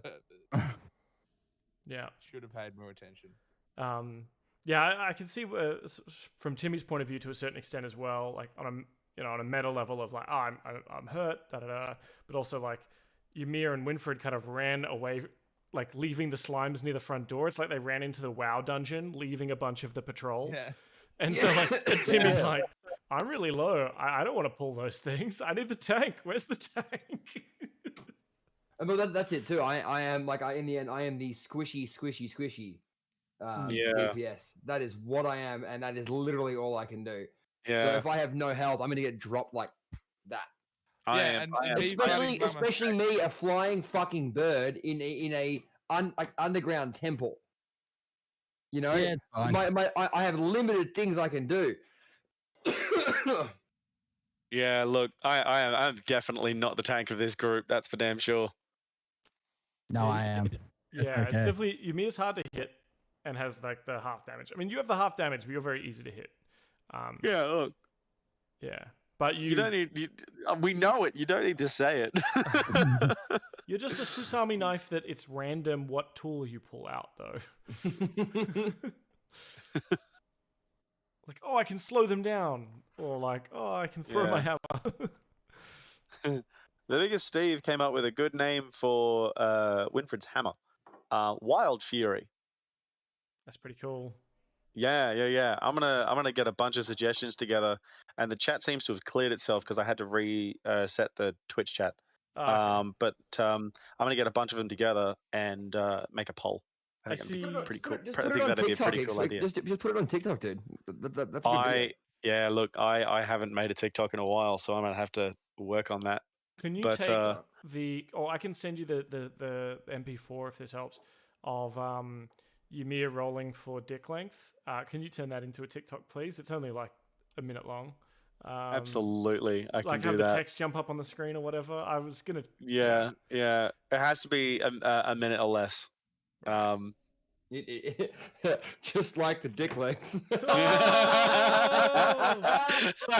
He never rolled for his stamina.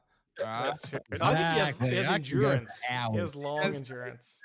He has Stone's Exactly. endurance. It's Yeah, Stone's you know. endurance. It may be this big, but it is fucking rock hard. It's the motion of the ocean. Oh yeah, Wild Fury, the Enlightenmer. Sort of Enlightened. like Thunder Fury, Blessed Blade of the Windseeker. It's pretty good. Wild Fury, Blessed Blade of the Meal Seeker. Yeah, Yeah, Meal no, Seeker's that good. roll Meal for Seeker dick is length would good. be the roll for dick length would be a great TikTok though. Absolutely, it TikTok. would. Absolutely, it would. Yeah. Send me the video file, and I'll make it into a video. Yeah, 100%. Cool. On the topic of other channels, if you haven't already, please make sure you go subscribe on the YouTube channel. I'm just gonna pop a little thing in the chat. or you can just search for the Nonfiction Gaming YouTube channel. All our videos end up there, so you can rewatch them again and again and again and again and again. Plus, you can catch the other campaigns we're running, the Red Hand of Doom, the Waterdeep Dragon Heist, and hopefully the Waterdeep Side Hustle. We're going to continue with Kate, Aaron, Dylan, and Marcus. Hey, Az, can you post something in Twitch real quick? Wait, so I'm hearing my name a lot, and it's not me, but was that me? This one's to you. Can you post Okay, something in Twitch real quick for? No, all good. Done. Yeah, I've put I think exclamation mark, some super bands like Thorendir, etc. Yeah. So I was doing it the old-fashioned way. Yeah, Twit Games is Thorendir is played by Twit Games, so please go follow him on Twitch as well. As Dylan linked in there before as well. Mr. Brightside is Jacob. I don't know if Timmy does any streaming yet, possibly in the future, possibly soon. You can follow him on Instagram. He's not the guy that paints miniatures listening to death metal, but he might be one day. And is there any other cool shit we'd like people to do apart from just hug a loved one. All right. Yep, that's a good one. Hug a loved one. Yep. Do some shots. And chat, you can all hug me because I love you all. Yeah, please. That's kind of weird. If you see one of these players on the street, please ask for consent and then hug them because they'll give the yes. Secondarily, as your DM daddy, I would like to make sure that you brush your teeth before you go to bed and make sure you turn off all the lights in rooms you're not using. Thank you. Whilst we are on the topic of D&D stuff, I am actually going to be running a promotional thing for Fortress in Melbourne CBD this Sunday for their D&D one-shot campaign. They'll be running these every Sunday. I'll be there in all of my armor and stuff that you would have seen on my TikTok with a bunch of other really wicked content creators. So if you want to meet some of us and play some D&D with some professional DMs, much like DM Daddy himself, then come on down and have a bevy and play some D&D, and it'll be a lot of fun. Have a baby? Have a bevy. Have a bevy and a baby. I mean, baby and a bevy. Some of their booths are quite discreet. You can kind of just get in there yourself, maybe throw up a little curtain, have a baby. No, we are not encouraging this.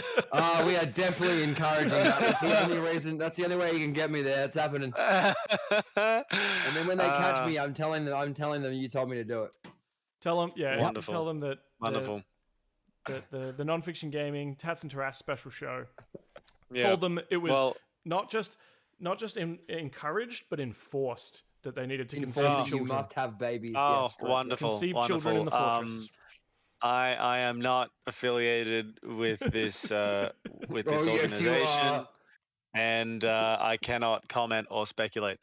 But yeah, no. If you see my face on the internet on the Fortress ads, then that's me. You 100%. can. Well, thank you very much, everyone. Good night, and have a lovely evening. We'll catch you next week.